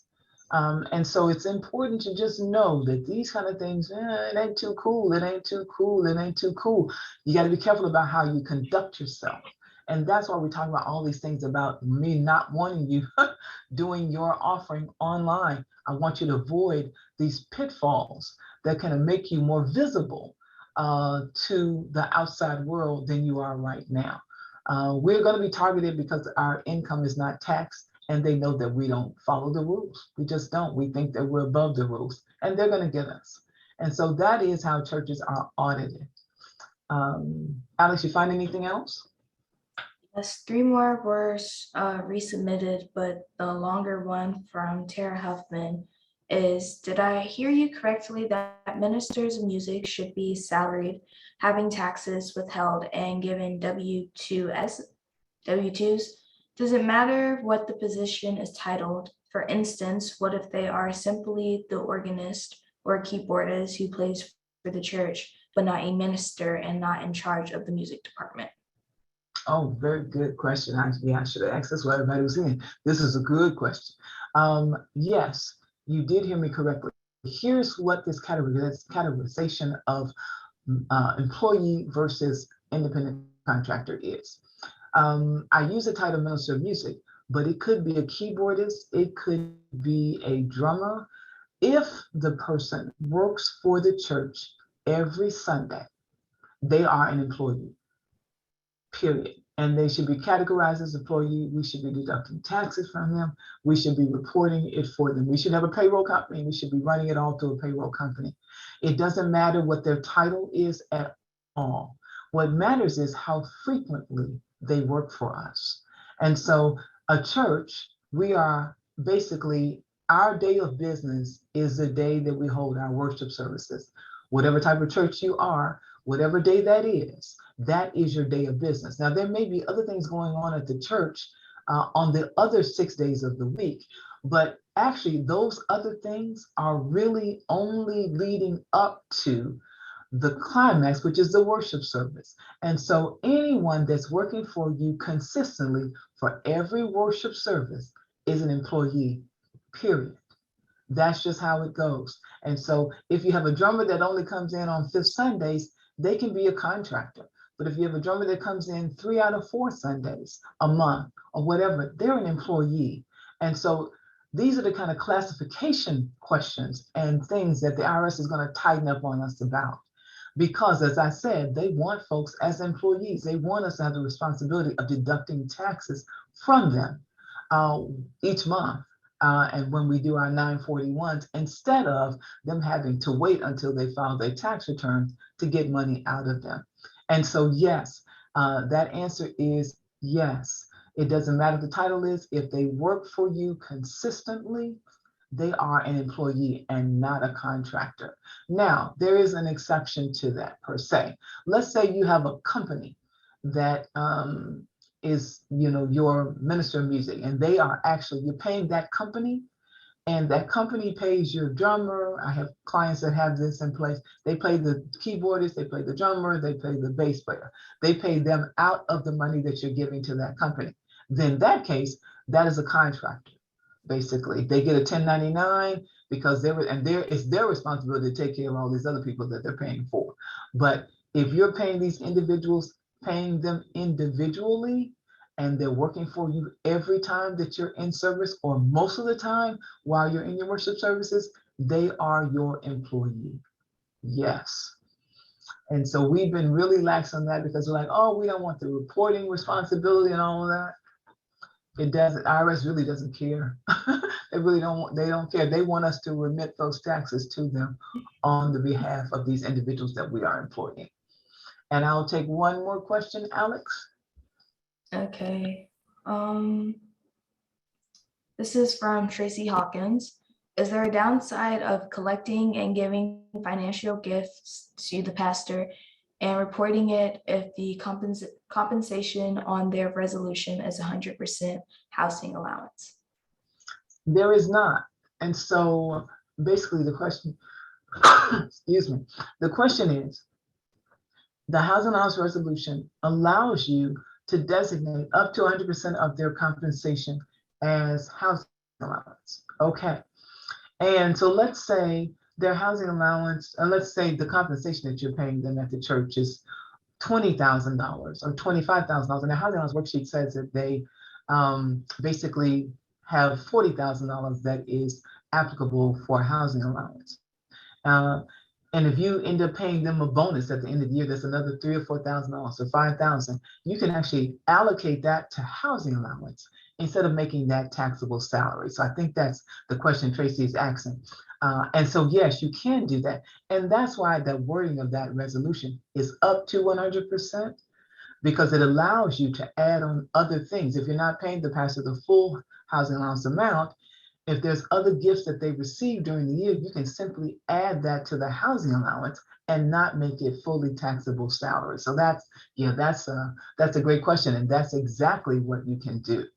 Good question, Tracy. Thanks so much for that. So I guess we're done. What I will do is that for all the questions I didn't get to, I will get a chance to review the chat, and I will send you messages and try to answer your question later. Now that I've gotten to the point that I'm going to start sneezing every few minutes, I probably better. That means I'm actually done for the day.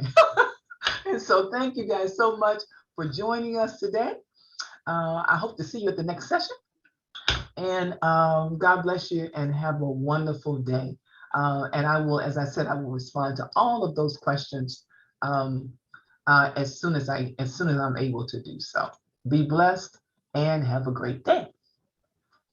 And did my lovely assistant do a great job? Woohoo! Yeah, thank you, darling. She's it. Thank you.